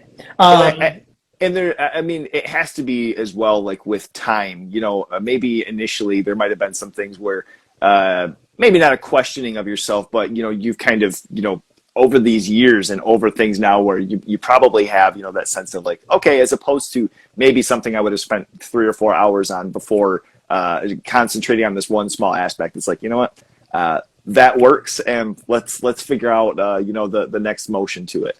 Well, those days, listen, I don't think I've ever spent 4 hours doing anything in my life, but like, come on, not even an against me record. But like, but back in the day when there were, early on in Stake Mountain, especially when doing the Combat Wounded Veteran records and the Reversal of Man, This Is Medicine LP in like 1999, like that stuff's all done by hand. That stuff is Xerox machines, that's cut and paste, that's fucking press type, that's handwriting. Like those boards, like fucking 24 by 36 inch boards that I did those things, I cut and pasted those things. And like at that time I was like, can somebody tell me an easier way to do this? And like, yeah, there's this thing called Photoshop. And I was like, oh, cool, let's figure that out. And when Combat was on, when No Idea in Florida, No Idea Records put out the Combat LP, VAR was instrumental in showing me like what you can do. And then years later, when I was trying to figure out how to break things in Photoshop to make it look like, how to make things like look graphic and how that makes sense. There's this guy named Jordan Crane, who's a cartoonist, a very good cartoonist. And he had this really cool, just tutorial on like what his process is when he draws something, he scans it in and how he cleans it up and things like that. And the use of using like the threshold tool to like make things crispier and more black and white. I mean, without that it would have taken me so much longer. And his tutorial, I always kind of cite as like a very huge, thing for me as far as just my journey in making, art. Oh, you know what I mean? So anyways, so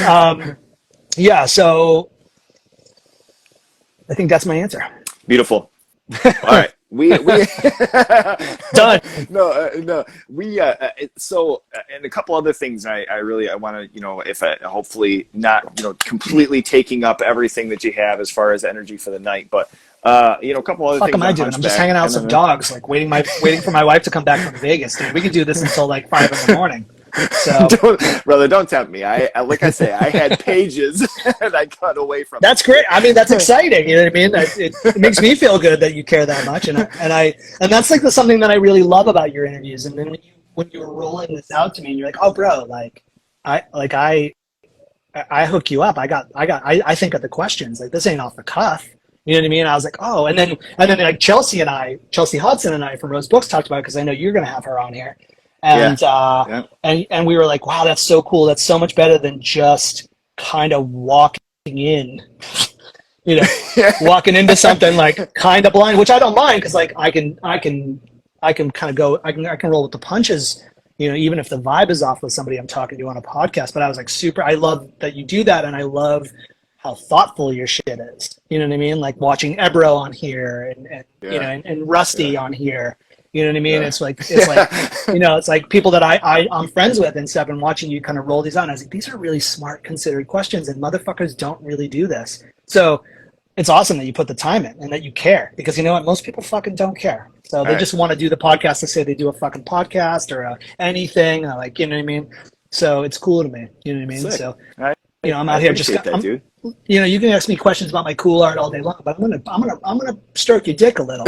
You know what I mean? So, you know, don't get me wrong. What you're doing is fucking cool, and I'm happy that you wanted me on. You know what I mean? So, dude, that means a lot. Honestly, I really appreciate it. You know, and within this book, you know, the funny thing was like, we kind of correlate. I obviously, like, through my buddy Damien and through the years had known as far as like with combat and with your bands and, you know, kind of getting familiar, you know, with art. And I at one point had a fucking Against Me shirt that you had done, and I don't know where the fuck that went, and I'm pretty bummed out about it from when I went and saw it. Anyway, long-winded. Look, man, I bought the shirt because of the fucking art. Well, that's good. I'm glad. I went to go and see them, and I was like, you know what? They rocked. I love the band. Yeah, great live. It was a shirt with the hand with the glove on it. Oh yeah. From the Transgender Dysphoria Blues time. Yeah, dude. Yeah, that's a good one. I bought that shirt because of it. Yeah, that's my absolutely enamored.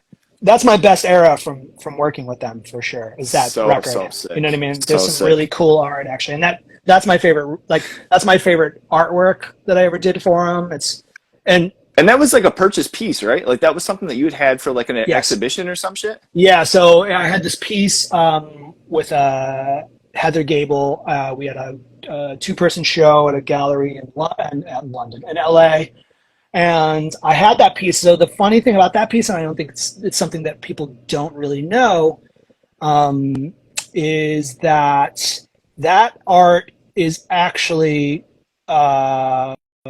redone combat art.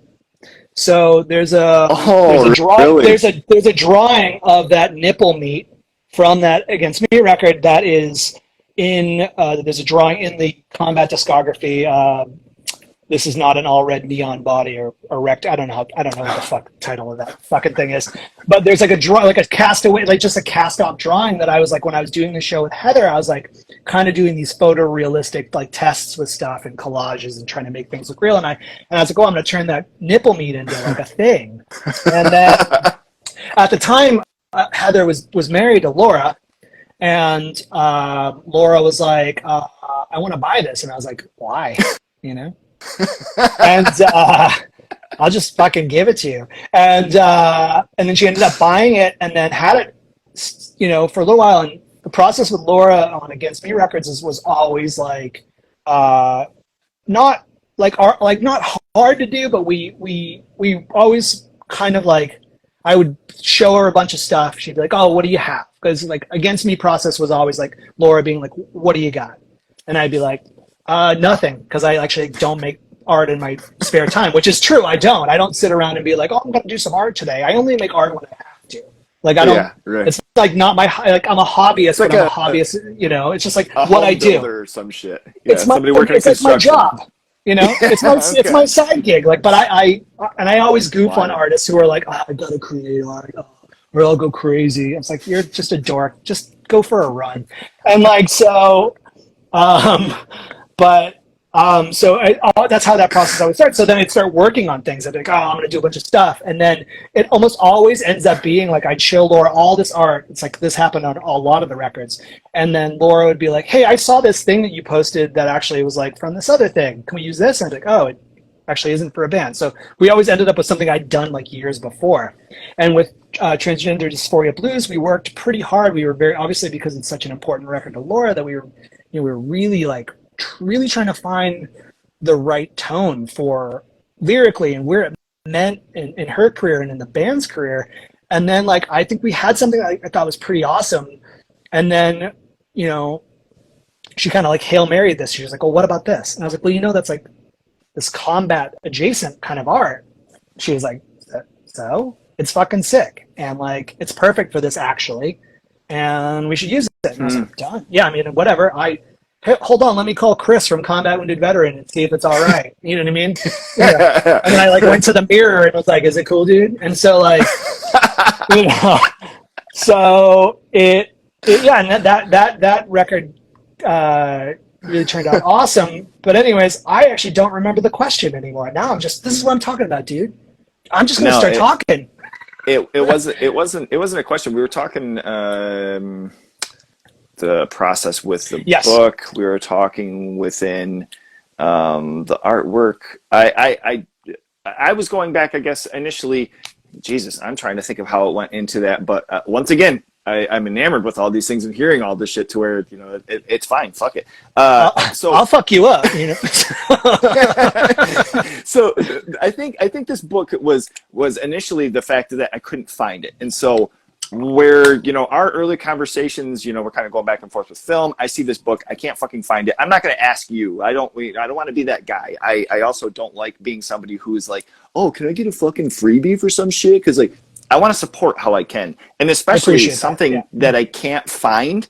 Oh, I'm all over it. Unfortunately, this is, you know, just something that was online, but so I ended up reading just different people's takes on it and different things, and people, you know, I was trying not to be skewed by, you know, other people's, you know, attachment to it, but constantly people are like, I just feel so abandoned. I feel like I need to take a fucking shower halfway through this thing. Mm-hmm. And it's exactly the thing. And where I want to go with this was even the aspect of, you get further into it and there's a story, you know, of a slasher within this and this abandoned building, and you can just basically see the drips of water that are fucking painting into this place and disgusting. My thing was it wasn't until really I was getting uncomfortable with the whole environment until it was getting to the point of like describing girl 1 and girl 2, mm-hmm. and not giving them names, not giving them description of who they are. It made me start feeling like all of a sudden now I'm this like killer that's just like this like psychopathic object looking at, or not object, you know, person, character, looking at these things as just objects. They're not people. I don't attach anything to them.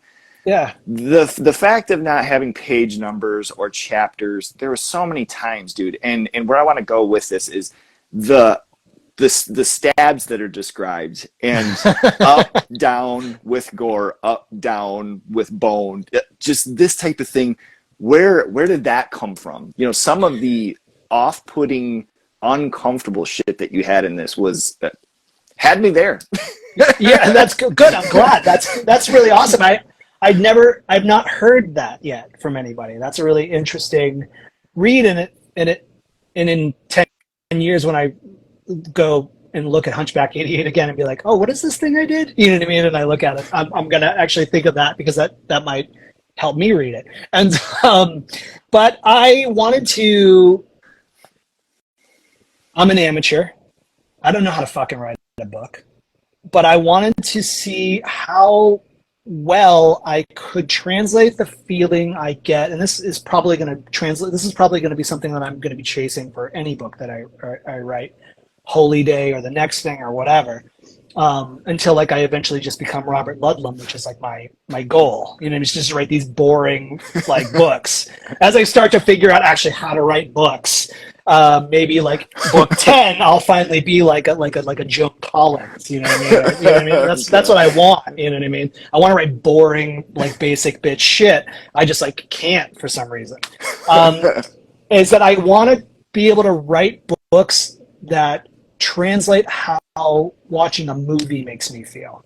And so a lot of the times, like, you know, I struggle with that kind of like abbreviated kind of language, and mixing it with the fact that like you're talking to me now and you know I can talk too much. And so there's a lot of that's in the books, is like there's just unnecessary descriptions.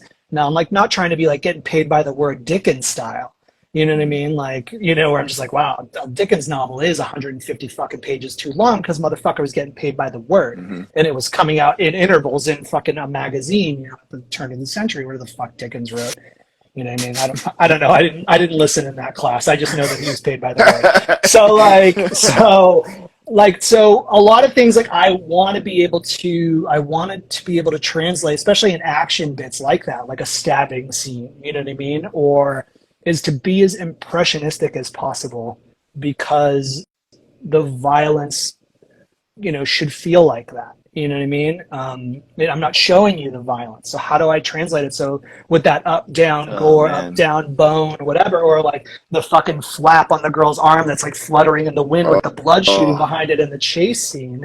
Like there was just, it was some of the stuff that I tried the hardest, I'm not saying I didn't try hard at all in the book, but I just like the stuff that I really wanted to make it feel like a movie. You know what I mean? But in book form, but not like a fucking adaptation of a movie, not a book movie tie-in like we talked about earlier. Like I wanted it to feel like you're watching it, it was a movie. Because to me, like at this point in time in my life, I'm probably just going to keep fucking writing books, and every book I probably write is just going to be a movie that I want to make, but I want it to feel like a movie. Like when a paragraph breaks in my books, I think of it as a cut, like it's an edit. You know what I mean? Like I think of like a paragraph break is like this shot went on for too long, and if the paragraph is too long, this is a single shot.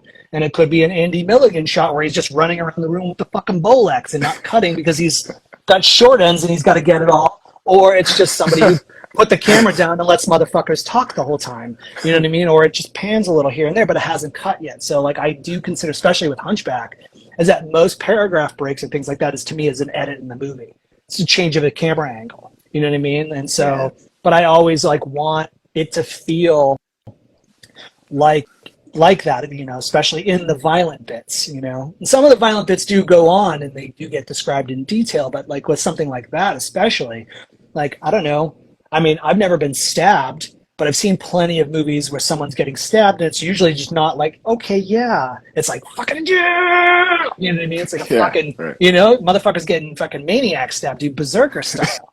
And so so I wanted that scene, especially that scene in general, is like I wanted it to be quick and feel like that. So, you like kind of, craft and fuck around and, whatever. But I also like with writing that and the kind of sea changes and the attitude changes and the weird stuff that happens in it is that like how I write is I'll open, I'll be on the couch and my wife will be playing like fucking Call of Duty or something because I can't play video games because I get fucking seasick.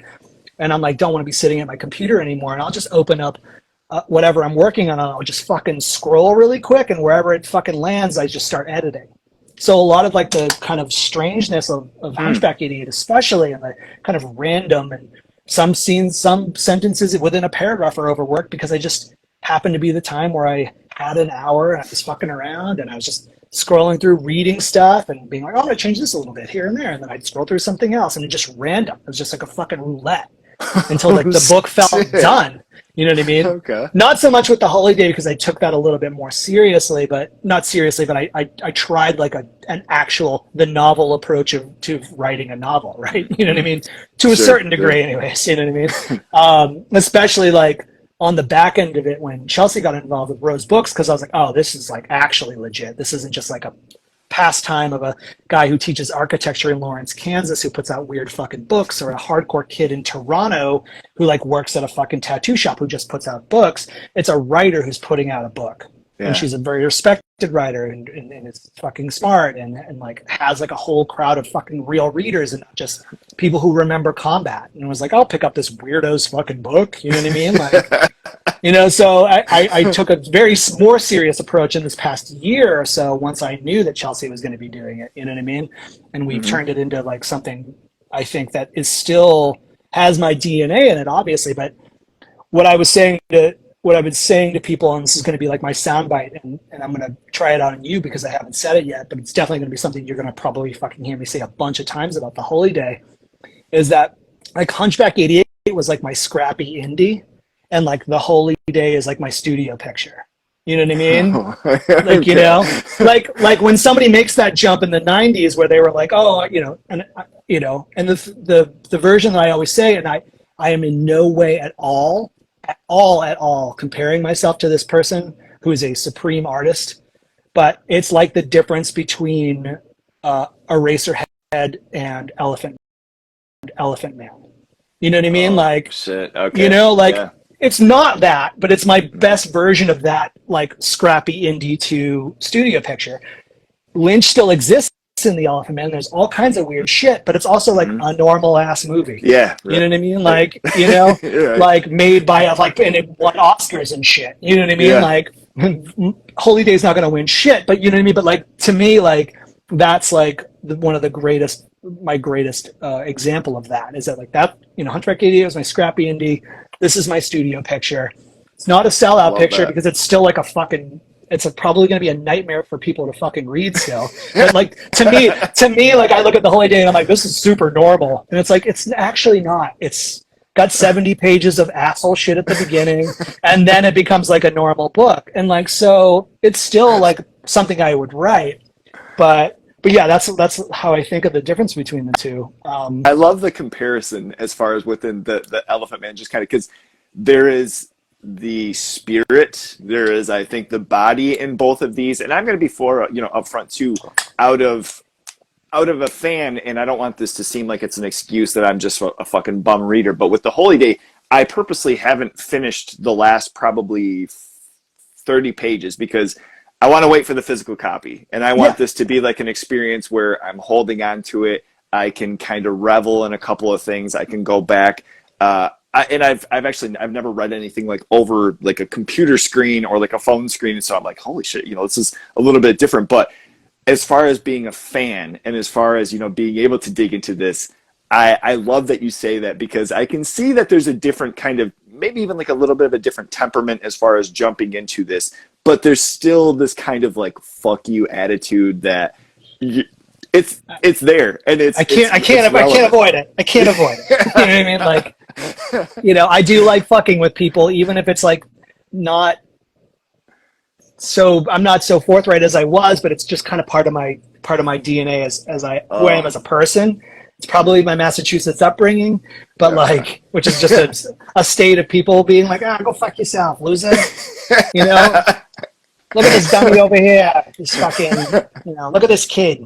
So like oh to me, shit. like, it is, I mean, it's still antagonistic, but to me, it's like so much more mannered of a book. And, again, it's still experiential, which is something that I also wrote it to be, but yeah, that's a cool way to approach it, though, because actually the last chapter, the last little bit is really kind of odd and very, actually the last end of the book, the Oh, last chapter, man. because this book does have chapters, and it's It's even going to have insane. it's going to even have page numbers. It's fucking crazy, dude. I'm a total sellout, dude. I took a fucking author's photo, dude. Like, I'm a total sellout. It's awesome. And and so fucking author's photo. No, shout out to Robert Hickerson who took that photo, man, Dude, because he did a really good job of turning my bald man. head blue. So like I'm he's a great photographer. I work with him at Vice, and Initially, when he's you so cool. popped on, I was going to ask if Robert was in the room with you because I'm like, shit, dude, Yeah, this this is looks like totally a some fucking. Robert. This This is looks some like, Rob shit. Yeah, no, for sure, I for love sure. that. I Yeah, love yeah. that. It's awesome. That's really Awesome. funny. I should have turned it blue, like Uh, that signature blue that he's got in a lot of his pictures, Dude, man. I, I What a great artist, man. I Great reached artist. out and we're going to be touching base and having working something in the next few months, and I'm Oh, that's so awesome. excited, man. Yeah, His shit is fucking amazing. he fucking rules. He's got a great shit. He's got a show coming up in the fall that he's like working on right now, where it's like this. It's like this. It's like an office. It's like I don't want to. I'm get it wrong, but the pictures I've been seeing, it's basically like vampires in an office space, like working. And he's been taking these like photos, and he's got like all these like Vice people in it, and his mom is in it, and they're all dressed up, like the widow's peak drawn on, and everybody's. Robert rules, man. Holy He's shit. he's the best, man. And Oh, I met dude. him at Vice because he was like a he was working for the Vice's photo editor, this girl Elizabeth Ransom, and he walked into the gear room where I work or whatever, and he was wearing this yellow shirt that just said Giallo on it, and I was like, "Who are you?" Oh, you know, shit. Like, who is this fucking kid? Yeah. And then we, instantaneously like melded. And then when it was time for me to do an author's photo this time, because I'm playing ball a little bit because it's Chelsea, I was like, oh, I'm gonna get robbed. I'm gonna get robbed to do this fucking thing because he's gonna turn this. He's gonna obscure me enough that it's like not like I'm taking like a sick like fucking glamour shot author's photo like an asshole. You know what I mean? And he'll give me something a little weird. And he did a bunch of really cool things. But for as far as like just the basic photo goes, I really liked what he did that we used. So, anyways, Absolutely killed it. We got off track on that, but wanted to give a shout though for sure. I mean, as far as that work too, and we're getting there. One more thing as far as Hunchback, and then all right, we're digging into Holy Day. I love it. All right, the final line. I get through this whole thing. I have now read this twice. Let's just mention. I have come around to it, and there's just this kind of very off-putting French. Right? Yeah, it's French. Yep. Okay. That ends up translating to I wrote it down here. The soft voice that speaks to you will not speak forever. Okay. So tell us about this line. I'm so excited. I'm so excited that you're asking this because the clue exists inside of the book of what that is. It is actually a line from an Ace of Base song. Shit, really? Yeah. I can't now it's actually been so long and I'm like blanking right now because I'm like under the fucking the magnifier on this. But it basically is that line, and I can't remember, it's like one of their two big hits. It's in the book. It says like in the references section and somewhere in the book. Okay. Sure. Because I referenced that, and I referenced Health Hazard, which is like an old crust band from like the UK or whatever. Okay. But that line is that, and I didn't want it to say just that. So there is a lot of French in the book because one of the characters is French. And to properly get it in the correct French, I just tapped my old boss at the French digital capture company. And I was like, can you turn this so I'm not just like Google translating this fucking thing and I'll look like a fucking asshole. You know what I mean? Like, I could probably like read a little French here and there. My wife and I go to Paris like literally every year. Oh. We've been doing it for like almost 10 years, And so like and we go this year, we're going this year too. And, but like, I love that line. There's a lot of cool, it's just such a dark line. You know what I mean? Yeah. From that thing, you don't expect it in something like an Ace of Base song, but I must have been listening to Ace of Base randomly. And it's like one of those things that you heard a million times, but I just actually listened to, I listened to what, this like fucking, Swedish strumpet was saying, you know what I mean? And I was like, oh, that's dark as fuck, dude. Yeah. I was like, let me write that down. And then when I was like doing like a parting shot on the book, I remember like, I'm going to put that in, but I'm going to get my friend Jenny, who's fucking French, to translate it. And that's going to be the final line in the book. So it's so awesome that you asked that because no one has asked that. Oh, and no one has, no one's wondered, or I've not got any like, look at this motherfucker doing some Ace of Base shit. You know what I mean? Like, so it's so cool that you asked that because it's like, it is actually like one of my favorite, just for me kind of things in the book. You know what I mean? It's like a for me kind of thing, that I see it, I look at it, if I like flip through it and I look at that line and I go, oh yeah, Ace of Base, what an asshole, and I get a kick out of it. So and it's a sick ass song, all those Ace of Base hits from that era are fucking sick as fuck, so whatever, but so but yeah, that's the line. And I can't remember which one it's from, but okay. I wish I could. I meant to look it up before this, and I was like, I got to remember that, and I just totally blanked on it. So, I think the thing, though. Okay, so initially, like, it's a dark line, and I think the thing of it was it being almost kind of like I have to now put in like an intention of searching this and seeing what does this say, what is this that's actually like translating. And then it translating and me reading that and then going back into the context of that last section of this book, I'm like, oh, this is fucking grimy. Yeah. Like that was where it was like, I had to go on this kind of journey to figure out a little bit and put some pieces together. And now I'm like, oh, this dark. Yeah, no, it is dark as fuck, dude. And I remember being like, and then it felt like a really right thing, you know what I mean? But I didn't want. It was important for me to like obscure it a little bit because I didn't want it to be so present as like in English as this thing that like maybe you knew. So it's cool that there is this element where you're like, oh, I'm gonna go look this fucking shit up, dude. You know what I mean? I love it. It's a dark ass fucking line. You know what I mean? And it basically like for me and probably me only, it just makes because the book has essentially like 3 to 4 main characters that could be the same person. It could be, to fucking use the creative fucking cheat sheet of the day, it could be a multiverse thing. You know what I mean? Like, could be a bunch of things. You know what I mean? But to me, it makes it so that the French girl who is like the expat, you know, the daughter of French expats that's living in Tampa, that's in Hunchback 88, it actually ends up being the main character after all because that's her last line. You know what I mean? And she's fucking dead. You know what I mean? So is she saying it? You know what I mean? So it's cool to me. Spoiler alert, everyone. Everyone dies in Hunchback 88. So if you find out after this you're going to read this, you know, that's the deal. So I love it. I love it. Yeah, for sure. And so this kind of translates in something that I love too, you know, like, and this started with me reading Hunchback 88 with, you know, the text going and then slowly fading away to where you're barely, I am in this fucking thing, almost feeling like I'm watching one of those stupid jump scare videos, you know, where it's like, oh, look at the little tiny fucking mouse down here, then you're that close and the fucking shark or snake or some stupid shit. Yeah, they hit you with the Captain Howdy all of a sudden. You know what I mean?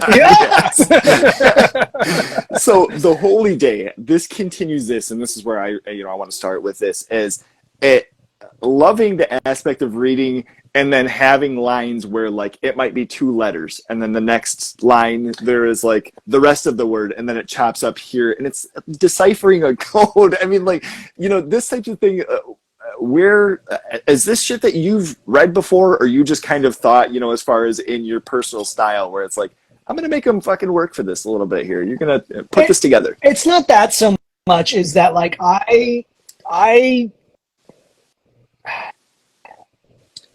I can't avoid trying to make things look visual.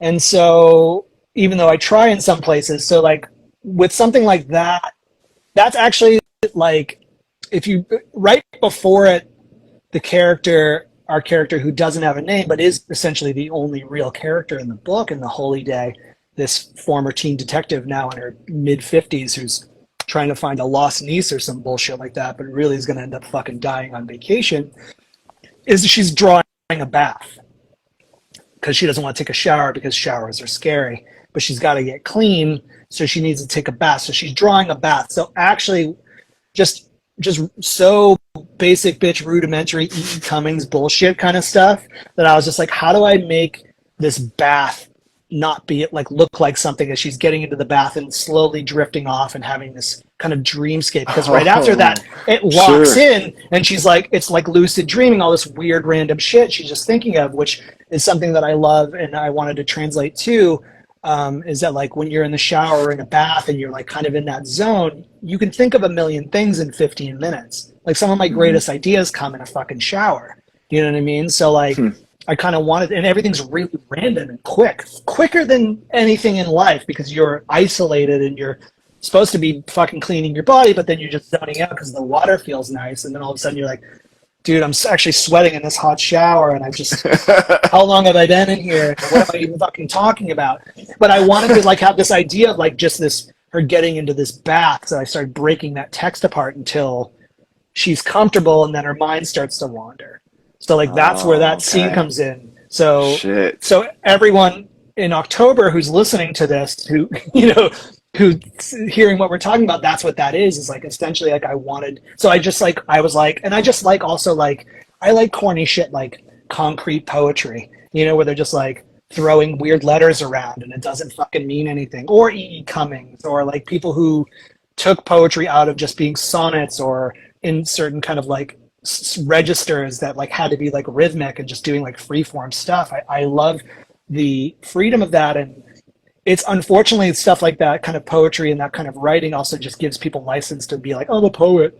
You know, it's like punk rock. It's like it's like punk rocker photography. Like a lot of people shouldn't do it, but they do it because it's easy. Yeah. You know what I mean? And it proves immediate results, you know? And there's just like a lot of shit to wade through where you're like, dude, well, you know, and so it's like poetry, punk rock, and photography are the biggest, like, just shitholes of like too many people trying too hard because it's easy. You know what I mean? And it's so hard to get to the good stuff. You know what I mean? So like, you know, it's the law of diminishing returns on something that like makes it look easy. Like the Ramones are amazing, but I can tell you what, there's a lot of bad Ramones fans out there. You know what I mean? You know, for every fucking, you know, for every fucking Ramones band, yeah, you know, for every Ramones, you know, we get like Ramones worship, like the Riverdales or fucking whatever. Which, you know, in the world of Ben Weasel, I'd rather listen to the Riverdales than Screeching Weasel, but I'd rather not listen to either of them. You know what I mean? So like, but you know, so it's like kind of hard to do, but I liked kind of experimenting with those kind of forms in general. Obviously, the opening of the book is like a 60-page, what some people could construe as a poem, you know, that like you have to kind of get through and kind of lock into. And what people will find, and I'm going to probably keep talking about it as I talk about it through interviews for the book, because this is actually kind of one of the only times this is like one of the main times I've really talked about the book with anybody, because most people just want to talk to me about movies or my sick fucking art. And is that like that opening is actually supposed to be like the ocean, and the reason why it's phrased like poetry is that it's by the ocean. I call it the ocean text for like 60 pages because it's like flowing like the ocean and breaking apart and solidifying for like a couple things and then breaking apart again. It's kind of like the tide is coming in and going out, and you know, and that's how I wanted it designed at the beginning of the book. So I love that. But yeah, with the thing you're talking about is it wasn't actually necessarily to make it a code or coded or make people work for it. You know, it was more just felt right to me at that moment, you know, to abstract it, because it's like, how do I make a bath interesting? You know what I mean? To me, I don't know if it's gonna be interesting to anybody else, but to me, you know. So I thought it was cool to kind of at least try. You know what I mean? So now, you know. So you touch and it's not out yet, and I don't want this to be anything as far as like a spoiler, but just as far as, you know, maybe some context for different things. One of the things, of course, that I love, you were mentioning, you know, this kind of initial, it felt very poetic. It almost felt like there was like this flow to it. And, as I'm getting further into it, I felt like it was kind of like a setup for like, this is seeming so dreamy and so vacational right now. And it's not going to last like this very long. No. Did the story, you know, as far as when you start writing, did it start where you get this initial, you know, kind of poem almost looking, and then it breaks down into some visuals, which I love. One of the things I posted today from Johnny with the fucking with the naked people. Yeah, I love that. So I mean, I'm not trying to let the cat out of the bag, but I'll let the cat out of the bag a little. The book is actually designed to be a closed loop. And that opening part of the book, that 60 pages, is actually the end. Like it would normally just be at the end.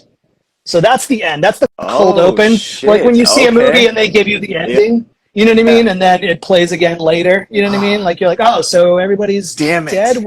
Why am I watching this movie right now? So I wanted to do this thing where I just wrote the whole entire like we took the ending, we put it at the beginning, and then the book starts. So it's like almost like you're watching the credits roll, and then you're like, oh, I caught the end of the movie, but it's cool because like Cinemax is going to play the movie again right now. So you caught the last part of the movie. Fuck, dude, that's so sick. So then you start again. So with Johnny, like I wanted Johnny, Sammy, B. Tom, and Mike Diana in it this time, and I wanted to just keep it all together. But with Johnny, I just wanted something from him, and I knew I wasn't really going to use it for anything other than like the title card, you know, of the book. And I was like, it has nothing to do with anything. I just want Johnny to write out the holy day with naked people, and he fucking delivered.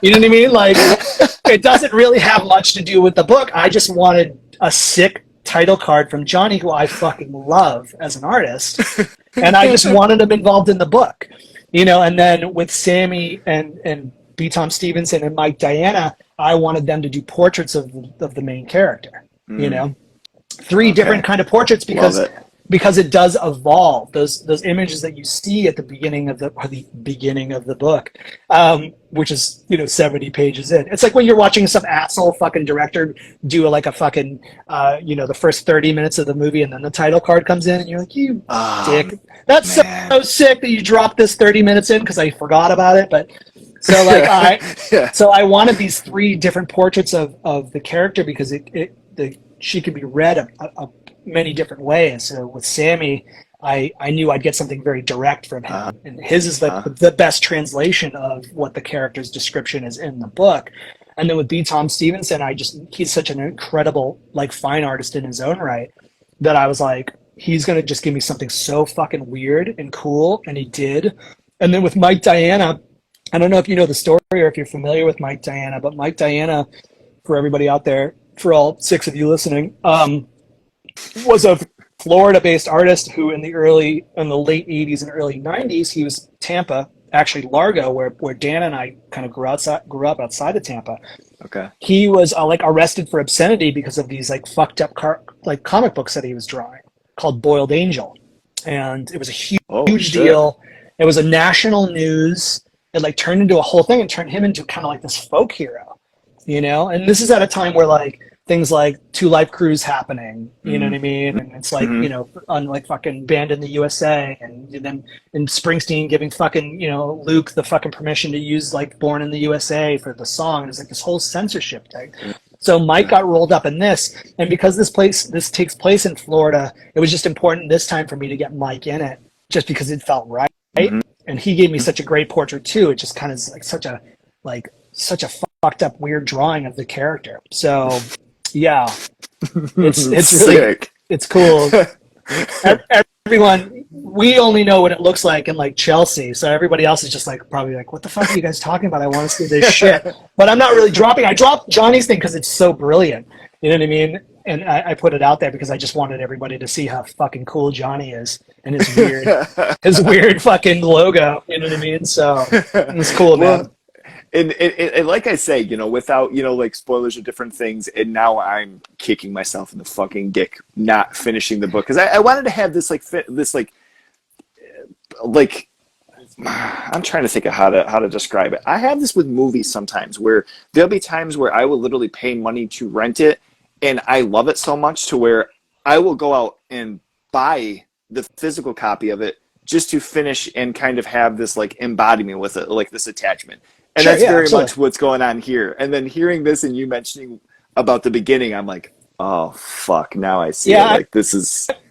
I don't want to ruin it for you, but so there is like a glaring mic drop at the end that makes you know that it is what it is. Fuck. So it's coming. All right. So hold on. It's 2 months away. It's good, dude. I'm good. So excited. I've got it ordered. I've got friends. I've got to say, I have friends at work that have been talking about horror. I actually don't have my Hunchback copy right now because somebody is borrowing it and fucking diving in. They're like, I'm so excited. And I'm like, good luck. Good luck. Spreading the disease, man. That's good. I appreciate that, So yeah. All right. So so we have this main character here. She's going on vacation.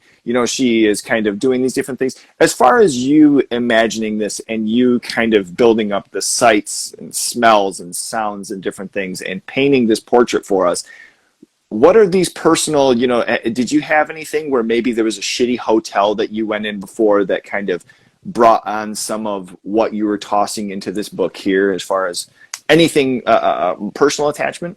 No, I'll give you the long version because I give the long version. So two things. Three things actually. One, I'll keep this one short. I love Nancy Drew. I love the character. I love the whole bit. Hardy Boys are cool, but Nancy Drew is cooler. And I originally loved this idea, and I always said this, that if it wasn't going to be pornography that I'd make, I was like, if I ever made movies and I made a studio picture, I'd want to go with a studio who had Nancy Drew IP because I would like to make at least a PG-13 Nancy Drew movie.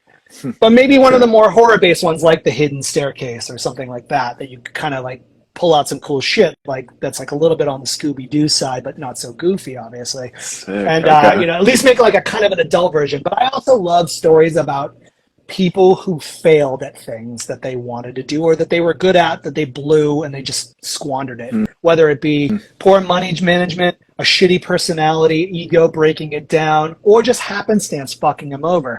Or maybe just like life's math didn't work out for him. Like I love fucking Inside Llewellyn Davis. You know, it's just like that character is a talented person who just wasn't ever going to make it. Yeah. You know what I mean? It just wasn't the time for him. And that's like that character is the kind of character that like he would have got reappraised in the 2000s. Like somebody would have been like, oh, this guy is like a sub Dylan, but man, he was so talented. You know what I mean? Yeah. But I just love that it's like a movie about a guy who's talented, who's a failure.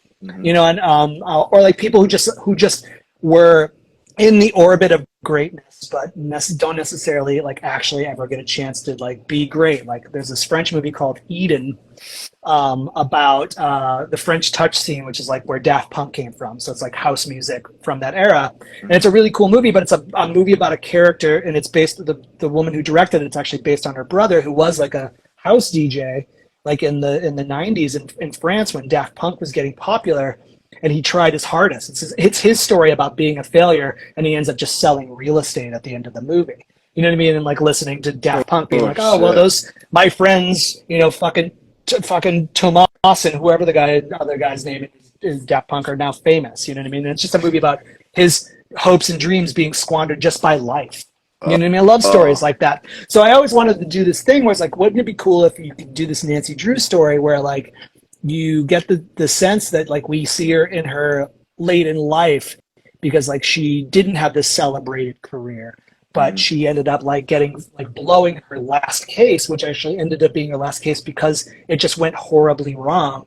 And it just sent her on this life of just like doubting herself and kind of working in the fringes of society. And I was like, well, let's put this person who probably lives in like Northern Florida, because that's where the worst people in the world live in Florida, is Northern Florida. And so I was like, okay, so then she's like in her mid 50s and she's, you know, had every fucking terrible job, and she's probably an alcoholic, and she's probably a drug user, and she probably has like a fucking terrible fucking love life. You know what I mean? And like, what if there's a niece that she has that she's never seen or met, goes missing, and the family is kind of like, we don't know what to do. And so they ask this fuck up to try to find the niece. That's essentially the idea for the Holy Day. But I knew I wasn't probably going to write that book. What I was going to write is the book where this female detective in her mid-50s, this former female detective, a teen detective in her mid-50s, just goes, oh, you're going to give me a little bit of money? I'm going to actually go on vacation in the town that this niece might be missing from. And I'm going to kind of look for the niece, but mostly I'm just going to go on vacation alone, you know? Yeah. So the second part of that is that like I'm very vocal about it. You know it. Probably anybody in fucking earshot that ever listens to me knows it. I love Jess Franco, the director, the Spanish director. And one of the things I love the most about his movies is that like, I don't know, 82% of his fucking movies all take place in empty hotels that are off season. You know, like these lonely, kind of melancholy, kind of romantic, dreamy hotelscapes that are just never filled with people except the people who are shooting the fucking movie with Jess. You know what I mean? Like there's like 7 people on the crew who are doubling as like actors. You know what I mean? And they've somehow like taken the money that like some fucking sap in Germany or some sap in the UK has given Franco to go make a movie. He's like, we're going to go to some weird place in Portugal on the seaside because I heard that they have like amazing fucking muffins and food there. We're gonna rent this fucking like, you know, December fucking off-season fucking hotel, which really is not renting at all. They're probably just renting rooms. You know what I mean? And shooting like, you know, off the cuff. But they always have this really, one of his greatest assets is the space and loneliness of his movies. People call him boring, people call him bad. I understand all of that, but I very much like attach myself to that kind of vibe. It's just something that I really love about his movies and I can always count on. So I wanted to have that. Like she goes to this off-season hotel. And like, let's be honest, in Florida, there are no off-season hotels. Right. Sure. It's because it's always hot and everybody's always there. You know, there's no slow time. Yeah. You know what I mean? This isn't Aspen where like, you know, the summer is fucking slow in Aspen, but it's fucking bomb ass shit during the winter. Florida's not like that. So this is super fiction, like fantasy as fuck. Like even the world's worst hotel in Florida is sold out, you know? So like, but I wanted this thing where like nobody was really in the hotel, but a film crew who kind of disappears almost immediately in the Holy Day, who are filming, basically Jess Franco and his team are filming in Florida, and they go away pretty quickly. But like I liked that idea, and so I wanted to take place mostly in this empty hotel. And then the other thing I really wanted to translate is I wanted to show I wanted to make an actionless book. Like I wanted the book to feel like, I don't know if you've ever, you know, I know you're married and I can relate to this as well. It's like you're never going to go on vacation alone again in your life, but maybe sometime in your life you did. And it's a very cool thing to go on vacation alone because you just kind of don't actually feel like beholden to have to do anything. Mm-hmm. You know what I mean? Like you just kind of like, actually, I'm just going to hang out at the hotel. Maybe I'll walk around a little, but with like no real, you know, and you don't make an agenda because you don't have somebody who like also wants to be like, this is my time too, and I want to go see cool shit. You're like kind of like, I don't know, like I'm going to turn on the TV and see if the TV is different here. I know it's only like 3 hours south of where I live, but like, is the TV different here? What's the local network like? I'm going to sit by the pool, but I know there's an ocean right there, but I'm going to hang out by the pool. And like, I'm sure there's cool restaurants in town that like cater to me, but I saw a diner on the way, so I'm going to go to the diner. Yeah. You know what I mean? And then like, it looks familiar. Like, yeah, you know, it's cool and weird, and so I'm just going to go there. And so, you know, but this character also like doesn't make any of the right decisions ever. So like also like she picks the world's worst diner. Like she's attracted to the world's worst diner when she like is driving in and sees like a shitty diner. It's like, oh, I'm gonna go there. And you're like, yeah, but you pass like a sick Chinese restaurant probably and a bunch of other, you know what I mean? So, but like, you know, but also like you catch up on reading and you do all this other stuff. And so I wanted to do this thing where like, I wanted to write a book that felt like the things that were cut from a movie for Time. You know what I mean? Like almost, and like, and also like mix it with that vacation. I always say this, and it's so crazy, and it's not on any like thing I'll probably ever talk about. But I love. There's this movie called Aloha that Cameron Crowe made a couple years ago, and I love Cameron Crowe. I'm a Cameron Crowe apologist, but Aloha is just straight garbage. It's just garbage. It's a bad movie, but like. When I first saw Aloha, the thing that I loved the most, it's crazy to me that Aloha is like the biggest influence on the Holy Days structure. But like I watched Aloha and I thought to myself, this movie feels like everything that they would cut from a movie for Time. You know what I mean? Like there's like nothing in this that like, you know, like the whole thing feels like just the short ends that they're like, we don't need this scene. Why is the scene here? We, you know, your assembly cuts 4 hours, Cameron. Like, why are all these scenes in here? Start cutting this stuff, and that's like kind of what the movie feels like. And I was like, what a cool book that would be. So like, I wanted, because like, you know, anyone who reads the book or whatever, it, you know, it moves, and and I try to use as much good language to keep the momentum going and read. But like, a lot of what happens like doesn't necessarily happen to this character. She finds tapes and listens to like other people's experiences, or like is looking at a book, or is watching a movie on TV, or like all the action in the thing, other than like the really awkward like sex scene that's in the book that actually obviously happens to her. A lot of it is just her reading action or seeing action, but like there's no real shit going down for her. You know what I mean? And I really wanted that like bored vacation feeling. You know, where you're like not an interesting person, so you're like not trying to do shit. You know what I mean? And like, and you're just like, you're either overwhelmed.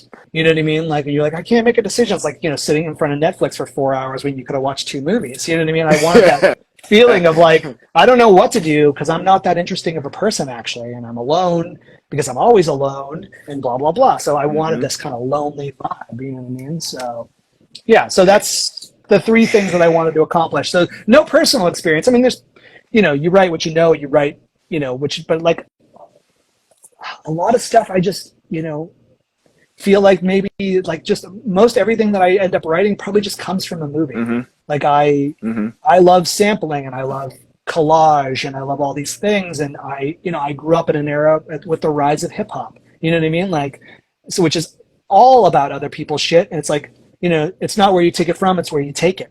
You know what I mean? As Sure. Yeah, Picasso or absolutely. Godard or somebody said. You know what I mean? Probably, Yeah. I think Picasso said that. But like to me, like that is one of my biggest things as probably my leading foot forward on any art I make is I'm sampling and I'm just transforming it in some capacity. You know what I mean? So I love that comparison. I've yeah, never thought of that before, and yeah. that is absolutely fucking sick. I love I had, I mean, that had a huge impact on me. You know what I mean? On hip hop in that time and that art in general, like that idea of that. You know what I mean? And then it's like it just probably like soaked into my brain. You know what I mean? Oh Like God, as a that's kid, so and it's fucking just rad. what I was like. I'm a highly like referential person in life. I'm always like saying dumb shit from movies or like quoting things or things like that. And I think a lot of that comes from just being exposed to that early on. You Mm-hmm. know what I mean? As a kid. Mm-hmm. So like it shows in all the art I make, including the books. You know what I mean? So like, you know, Now, so I mean, now no, with I've never picked up a going. pockmarked teenager and iced him down with fucking ice and so they were a corpse and had like necrophilia, fucking whatever. You know what I mean? The cosplay. You know what I mean? Like I've never done that. You know what I mean? But I was like, that's a cool idea, actually. You know what I mean? And You're I like, was oh probably shit, now thinking that I of think about like, it. yeah, I was thinking of like, oh, I was probably thinking of like necromantic or something. You know what I mean? So like, Oh shit. so Jesus. sick Now, ass classics. oh God. And now with the Holy Day, with the Holy Day, and it seeming, I mean, this can be battled, but as far as having the main character, when you're sitting down and you're doing things like writing dialogue and you're kind of coming up with what the story is, what are you picturing in your mind as far as the visuals for what does this lady look like? Does she, is this somebody that you knew when you were growing up to where, maybe some of the characteristics, maybe some of the quirks that she had in her personality, as an artist, do you kind of map things out as far as how you feel maybe she would react to this situation and write around that? As far as like the look or something like that goes, I really love this Spanish an actress named Rosie De Palma. She was in a bunch of Oh, Almodovar movies. oh yeah. Okay. Super Mhm. tall, crazy, too many gums, little teeth, insane nose, no chin. You know what I mean? But like a beautiful woman because she's like so unique. And I Yeah. love her. So like I actually see the main character in the Holy Day is just Rosie De Palma in the '80s, but like a little bit more worn. You know what I mean? Like a beat version because she's obviously got a dent in her head and she's got scars and she's fucked up. But the model of this interesting looking woman, I modeled the character on Rosie De Palma, and so Awesome. I love that. so that's how I started that. I was like, how when I started to realize that the Holy Day was like going to turn into more of a real book, I felt like I needed to do something that books do where they describe the look of their character for no real reason. You know what Hmm. I mean? Because I like sometimes that obscurity where you're just projecting who you think you just might know their gender and you don't really know what the fuck their deal is.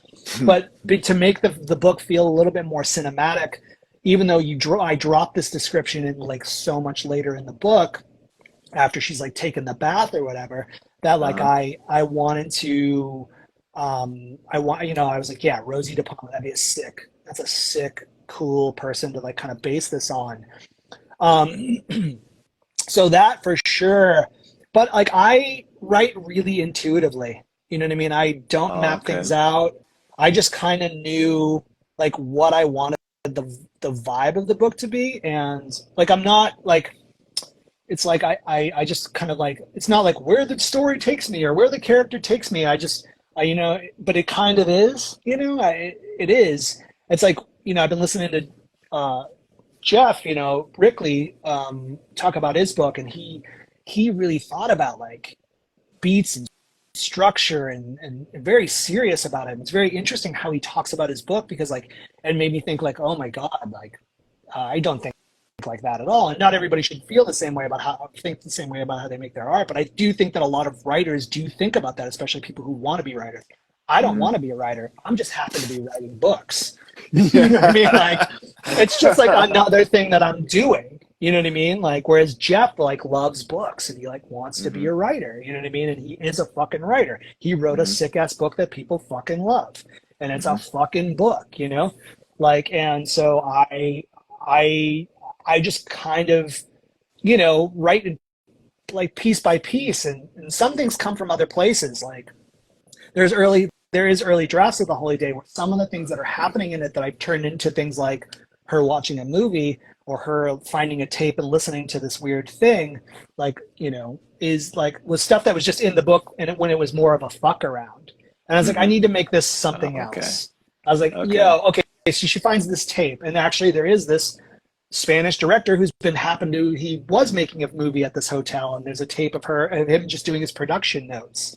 You know what I mean? And like writing the script on tape to have his fucking assistant type it out. You know, there's like a whole section. There's like a whole section of that. You know what I mean? So to me, like, there are scenes like that I needed to clear up a little bit, you know, like, and I made them other things, you know?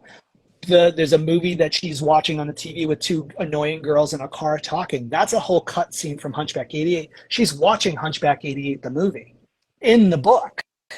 You know, so oh shit, really? So there's that thing where she's like two motor mouths in a car talking, and she's like watching this thing, and it's this exchange. Okay. It's actually girl 1 and girl 2 talking from Hunchback 88 if it was a movie, like, you know. So it's like this whole thing. So there were things like that in the book that I was just kind of like, I got to turn this into like a thing. I can't just Hunchback 88 this one entirely and just make it random and like, figure it out, loser. You know what I mean? Like I wanted to be a little bit cooler, so I started making things a little bit clearer. You know what I mean? So, but like, yeah, like I just kind of, I knew what I wanted to do. I wanted to write a boring vacation book.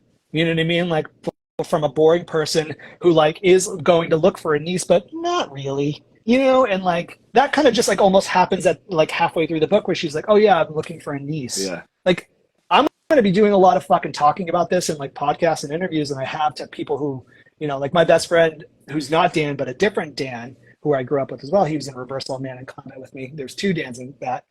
My friend Dan Ratty, who like got Hunchback 88, and he was just kind of like, yeah, okay, dude, I know your bit. I read like 4 pages. You are a dick, and it looks cool, dude. Good work. Congratulations, you. So when I was talking to him about like The Holy Day, I was like, oh, it was like kind of when Chelsea came on board, and I was talking to him about it, and I told him the whole thing about the Nancy Drew, and he was like, oh, that's so exciting. I can't wait to read that book. That sounds like a great book. And I was like, yeah, but that's not the book. You know what I mean? The book is, that's just the primer. This is like what I think about with the book, but like nobody knows because it's not in the fucking book, you know? So, you know, all you know is that like the root of that, which is the teen detective going on vacation, the dialogue line that we've been banding about, because that's, to me, that is what the book is. Sure. But like none of that cool, like Nancy Drew shit is in the book. You know what I mean? It's just bitches going on vacation, and then she's like, oh shit, I maybe I should make an effort and go to my niece's apartment to see if there's any clues. And that is not fruitful. She falls over a fucking table and passes out and dreams that she's been beat up by a fucking shadow, and then she like wakes up and is like, all right, I'm going back to the hotel, dude. Like, yeah, right. It's 4 a.m. and I'm coming to, and I'm catching a cab, and then I have to walk over the causeway because the cab breaks down, and whatever, dude, I'm at the fucking hotel and I'm hanging out, you know? So like, you know, like it's just, so yeah, no, I just knew what I wanted to do. And I just kind of, and then when I just felt like it literally, I probably could have wrote 40,000 more words, but at 30,000 words, I thought, I think I got it. Like this is a short weekend, you know, this is like three days in the life, you know what I mean? Yeah. And, you know, I love that. So, yeah. So, yeah, no, not too much. I'm not that good of a writer. I don't have the attention span to outline.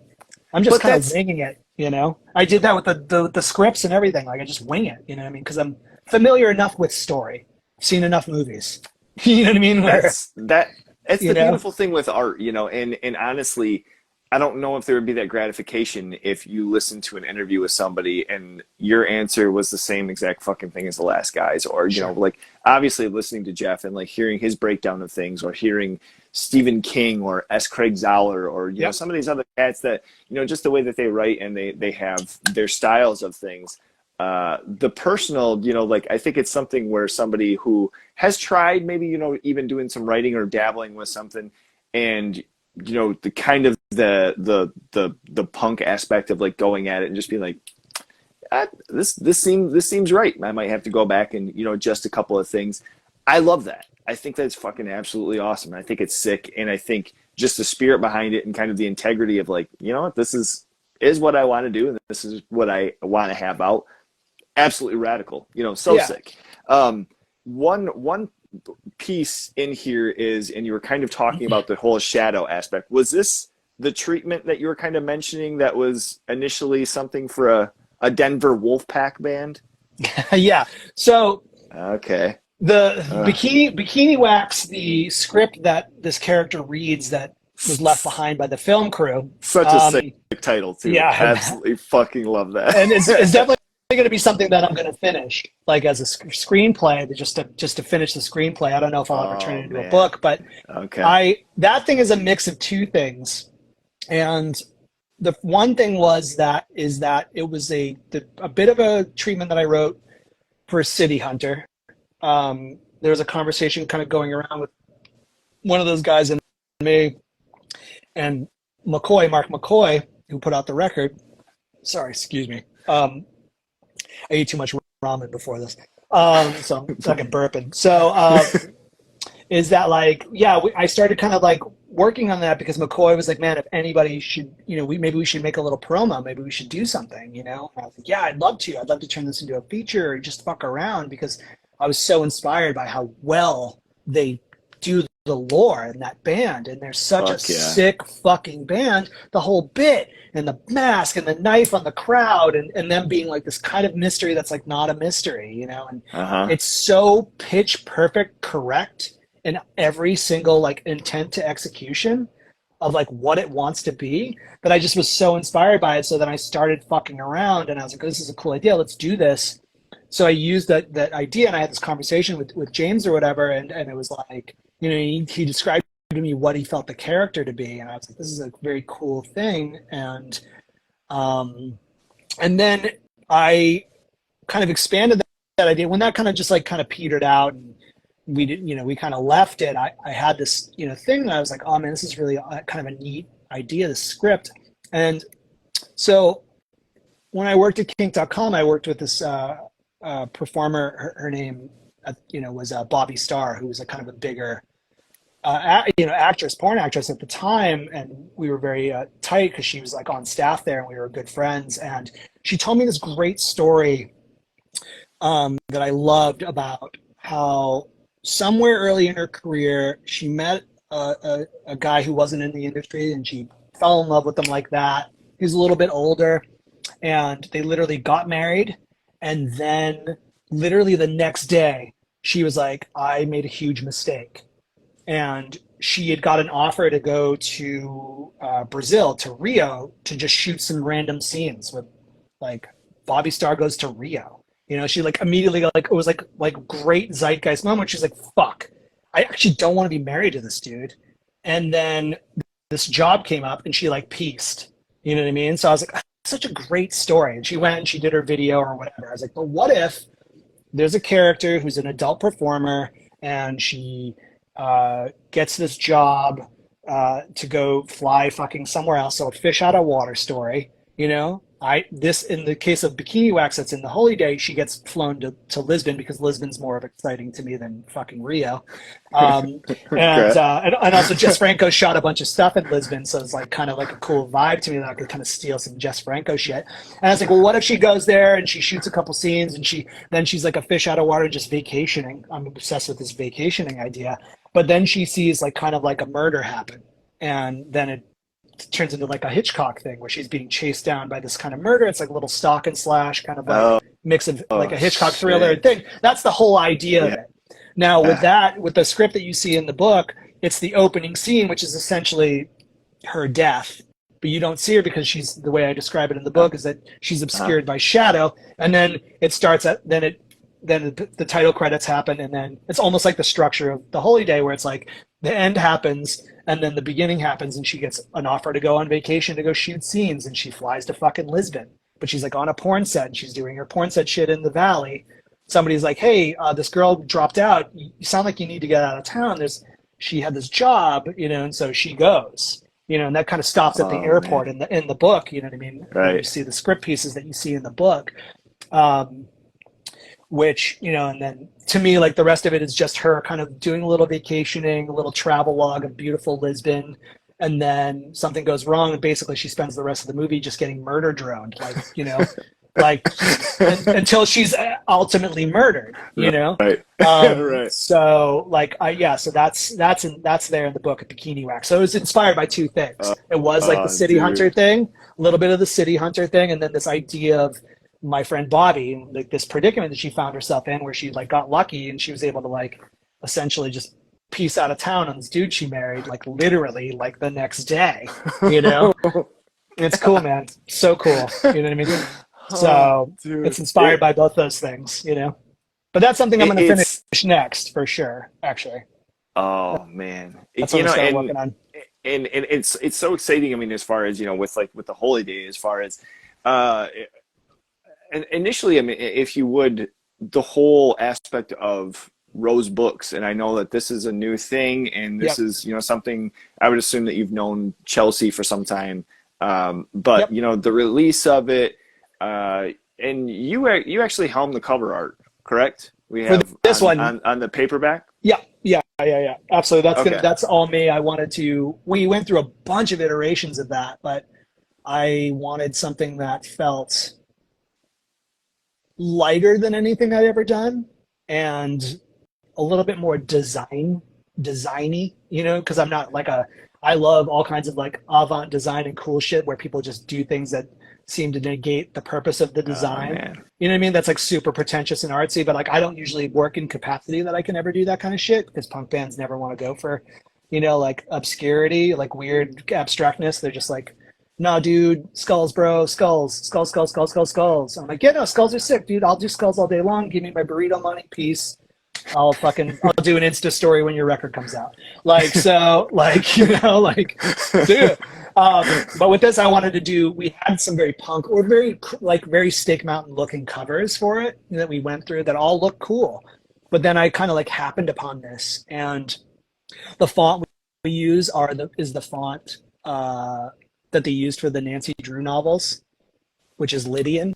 Is what it's called. Shit. So the Holy Day italic is Lydian italic, and then when you actually get the physical copy, the log line, the teenage detective going on vacation to die, is actually on the spine rather than it saying the Holy Day. That's what it says on the spine, and that's in the normal Lydian font that they used for the Nancy Drew novels, like in the 30s and stuff like that. I did my research. So so we use that. So yeah, I did that cover. I was thinking for a little while I was going to get Tony to do something, and then I was like, you know what, I'll take care of this one, because I was kind of going through the process of it, and I landed on something that I'm extremely happy about. And the version, when you see what actually the cover is going to look like in person, it's different than the JPEG, because we can't translate what the printing is actually going to be like. But the gray that you see on the cover is actually going to be not gray at all. It's just going to be a spot gloss on a matte cover. Oh shit. Yeah. So like you're going to have to like turn it to like kind of like see the image, and it's like going to be this like kind of weird thing that I think it'll be in a bookstore, and people will be like, what the fuck is this thing? And it'll pick it up because it has this tactile kind of like interactive element to it. It's kind of like a cool thing. Dude, and it's something I've wanted to do for years. Sick. It's like utilizing an idea that I've been trying to push on every band I've ever worked for, that I wanted to do like this white matte cover, like a reverse stock white, and then just print everything in spot gloss, so that like you'd either have to dip it in fucking ink to see what it was, or you know what I mean, like for the record. And every band's like, dude, we don't want our record to get ruined so that somebody wanted to see your art, so we're not going to do that. And I was like, no, that makes sense. So when I was starting at Chelsea, we were going through all like the different iterations. Like there was a little while we were going to try to get things foil printed like crazy. So like you're looking at, it's like it's a mirror, and you're looking at yourself when you're looking at the book. And and it just like all was like kind of like, I don't know, I landed on this and I was like, we should do this. And so, yeah, that's how we're going to do this. It's going to be cool in person. I mean, we haven't seen proofs yet. Mm-hmm. Who knows? TBD, but in our mind, it's going to be cool as shit. You know what I mean? Uh, So, yeah, for sure. that's absolutely awesome. And I know you were kind of mentioning too within. Sorry, I fucking my battery was chirping on me there. All right. But within the last project and having like Tony on that, and and now you kind of having this helm and being able to take it out, take on something. I think it's absolutely rad. What we're seeing, and then now for it being something even a little bit better. I think it's even something along with like movies nowadays, and being able to have like the slip covers where you get something like even your shit from fucking Vinegar Syndrome that you've done for different, you get it and you get it in and it's like, oh, it's an all pink cover, but you get it and then all of a sudden the black is like a gloss that when you go and turn it, it adds a whole different dimension, a different texture. Like, Yeah. so sick, dude. Yeah, I am especially with ready that Vinegar stuff, we really, working with Justin over there, we've been able to do really cool shit with the designs, and I try to make it as neat as possible. That's a dream job. Truthfully, I love working for them when I get to do work. I don't get to do a lot because they do have a lot of like in-house people that they use who are like probably a little bit more reliable than me, but also there's like a house style over there, and, Sure. and it's a very good style. So the things I've been able to do, I've been so excited about doing. Totally. Like the taboo box that I did and everything. I love working for them because they're really like, they're out there doing the fucking Lord's work, you know what I mean? So straight up, dude. you're not lying. Yeah. You're not lying. Shit. I mean, they're really. For every great one, there's like a couple of like '90s DTV movies that I'm like, I don't need this, which is fine. Yeah. You know what I mean? Because they're like the Joe Rubin and Brandon over there or whatever, or Ryan Emerson. They're like my age.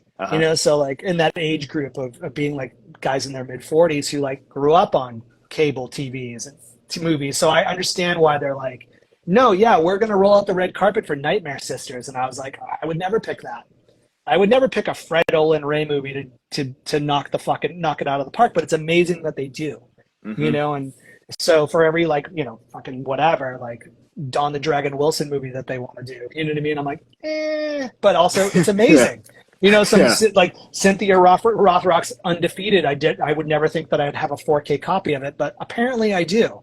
So like, or Undefeatable, or whatever the fuck the title of that movie is. You know what I mean? Yeah. So like, but it's cool. But that's been a fucking dream job. Anyways, I'm getting off the subject. But yeah, there's a tangible aspect to this Holy Day printing of the paperback that's going to be cool, and the hardcover is going to be rad too. Oh, like man.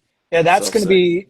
That one is a little bit more of me trolling bitches, because I was like, let's do a white cloth cover with white foil printing. So immediately when you fucking touch it, it's gonna get dirty.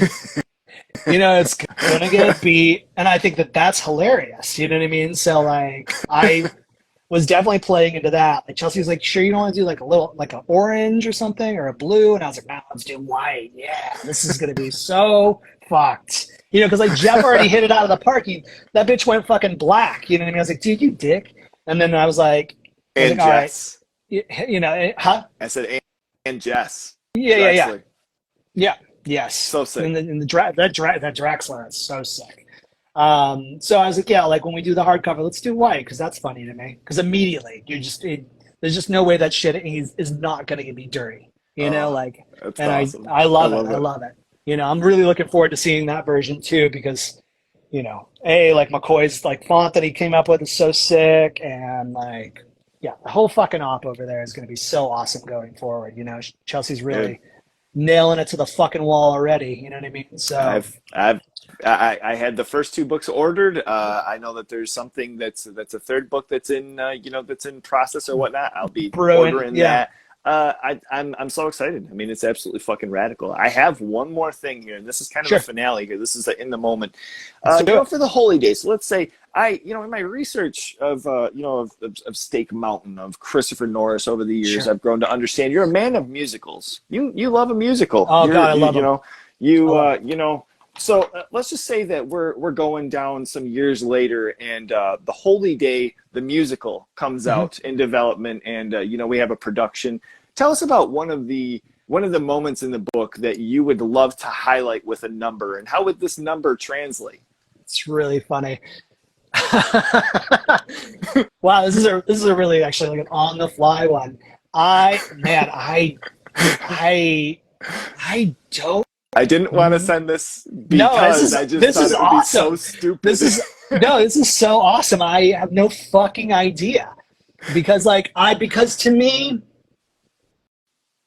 like, the book is kind of is like rhythmically. I write very rhythmically. Like, it's just like one inherent style that I have. If anybody says anything, it's a rhythmic kind of writing, and it has nothing to do with bands I've been in. It's just how I write. You know what I mean? I talk fast and rhythmically. You know what I mean? I talk too much, blah, blah, blah. But it's just, I like writing that sings. You know what I mean? I like plain ass bone dry fucking minimalist writing too, but like, I love people who are just too purple in their writing. Sure. You know what I mean? And so Okay. I consider The Holy Day, the book, a musical anyways, because of how I write.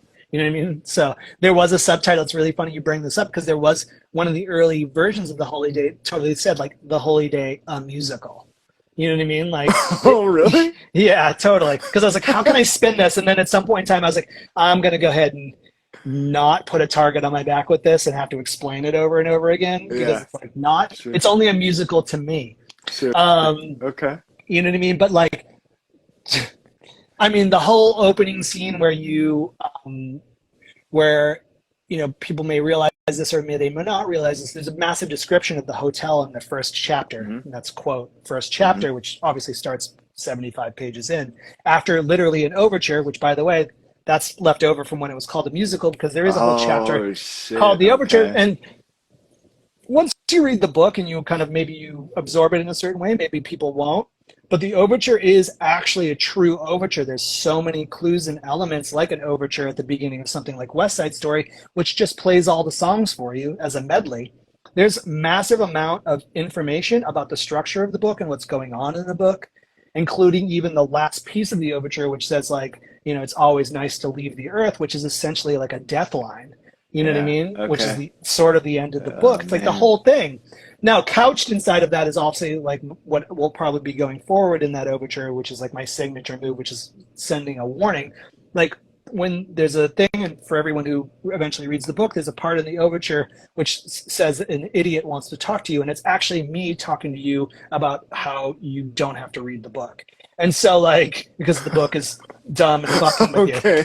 But like, it's like, that's like literally me talking about, have you ever read a book? It starts like that. Have you ever read a book? You know what I mean? Right. Like, and so like one so stupid, you know what I mean? Like, so like that is left over from when it was like, I was labeling it as a musical, but realistically speaking, like the chapter after that with her in the car and her daydreaming in the car as she's going to this hotel that's like really far that she can see because it's like on a hill, you know what I mean, that she can see, but it's like still seems so far away, is that like you get a description of a hotel she's never been to, but it is actually the hotel. And to me, like that would be a great musical scene because you do get ushered into this element where they're a piece of them filming the movie that they're filming, which is essentially like a Jess Franco setup of a woman in a fucking Dracula cape finger banging a fucking mannequin. And like, to me, like that would be actually a really great musical sequence, but it would be more like almost like the camera would be the dance, you know what I mean? Until you get into the scene, because it's not really populated with a lot of people in that description. But to me, that would be a great musical scene, especially once you get down into the stage area, into this pit in the hotel that's in the basement where the nightclub is, where there's this act going on, but also is like being filmed for a movie. And like true Jess Franco style, there's never a Jess Franco movie that doesn't have a nightclub scene for some reason with a performance that has nothing to do with it. That's like never nor here nor there in the plot of the movie. And plot is so not even a correct way to describe a Jess Franco movie. But like, but there's always like some half-naked woman doing a fucking striptease for no reason. You're just like, and the characters in the movie are just watching it. They're like hanging out.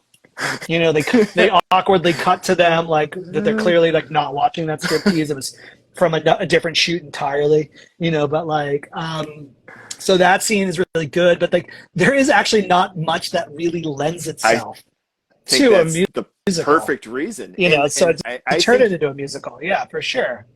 I think there was even something too, as I'm reading it, where there's the hotel rooms and there's the kind of, description of the settings too. That was something that like put me in mind of like, oh, okay, like as far as, a musical and having to have set pieces, you Sure. could utilize 3 or 4 different things as far as backdrops, Yeah. and maybe toss a fucking palm tree or toss a different, angle to the Sure, couch.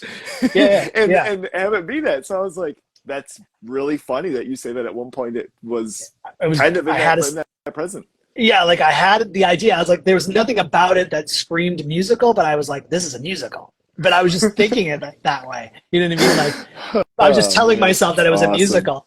So like that's such a great question because like, yeah, I mean, my hope would be that like my hope with the Holy Day would be that somebody like options the book, buys the rights, and I take no fucking creative backseat to it all, and they just ruin it with some like, like they do some fucking whack thing to it that you're just kind of like, and everyone's like, man, and then they're back to being like, well, the book was better, you know what I mean, than the movie, you know what I mean? So like, here we are, like in your early questions, you know what I mean? So like, that would be my dream, is that somebody options the book, they take it out of my hands, and then they just do something whack to it, and they misunderstand it, and they do like a musical that has nothing to do with the fucking book at all.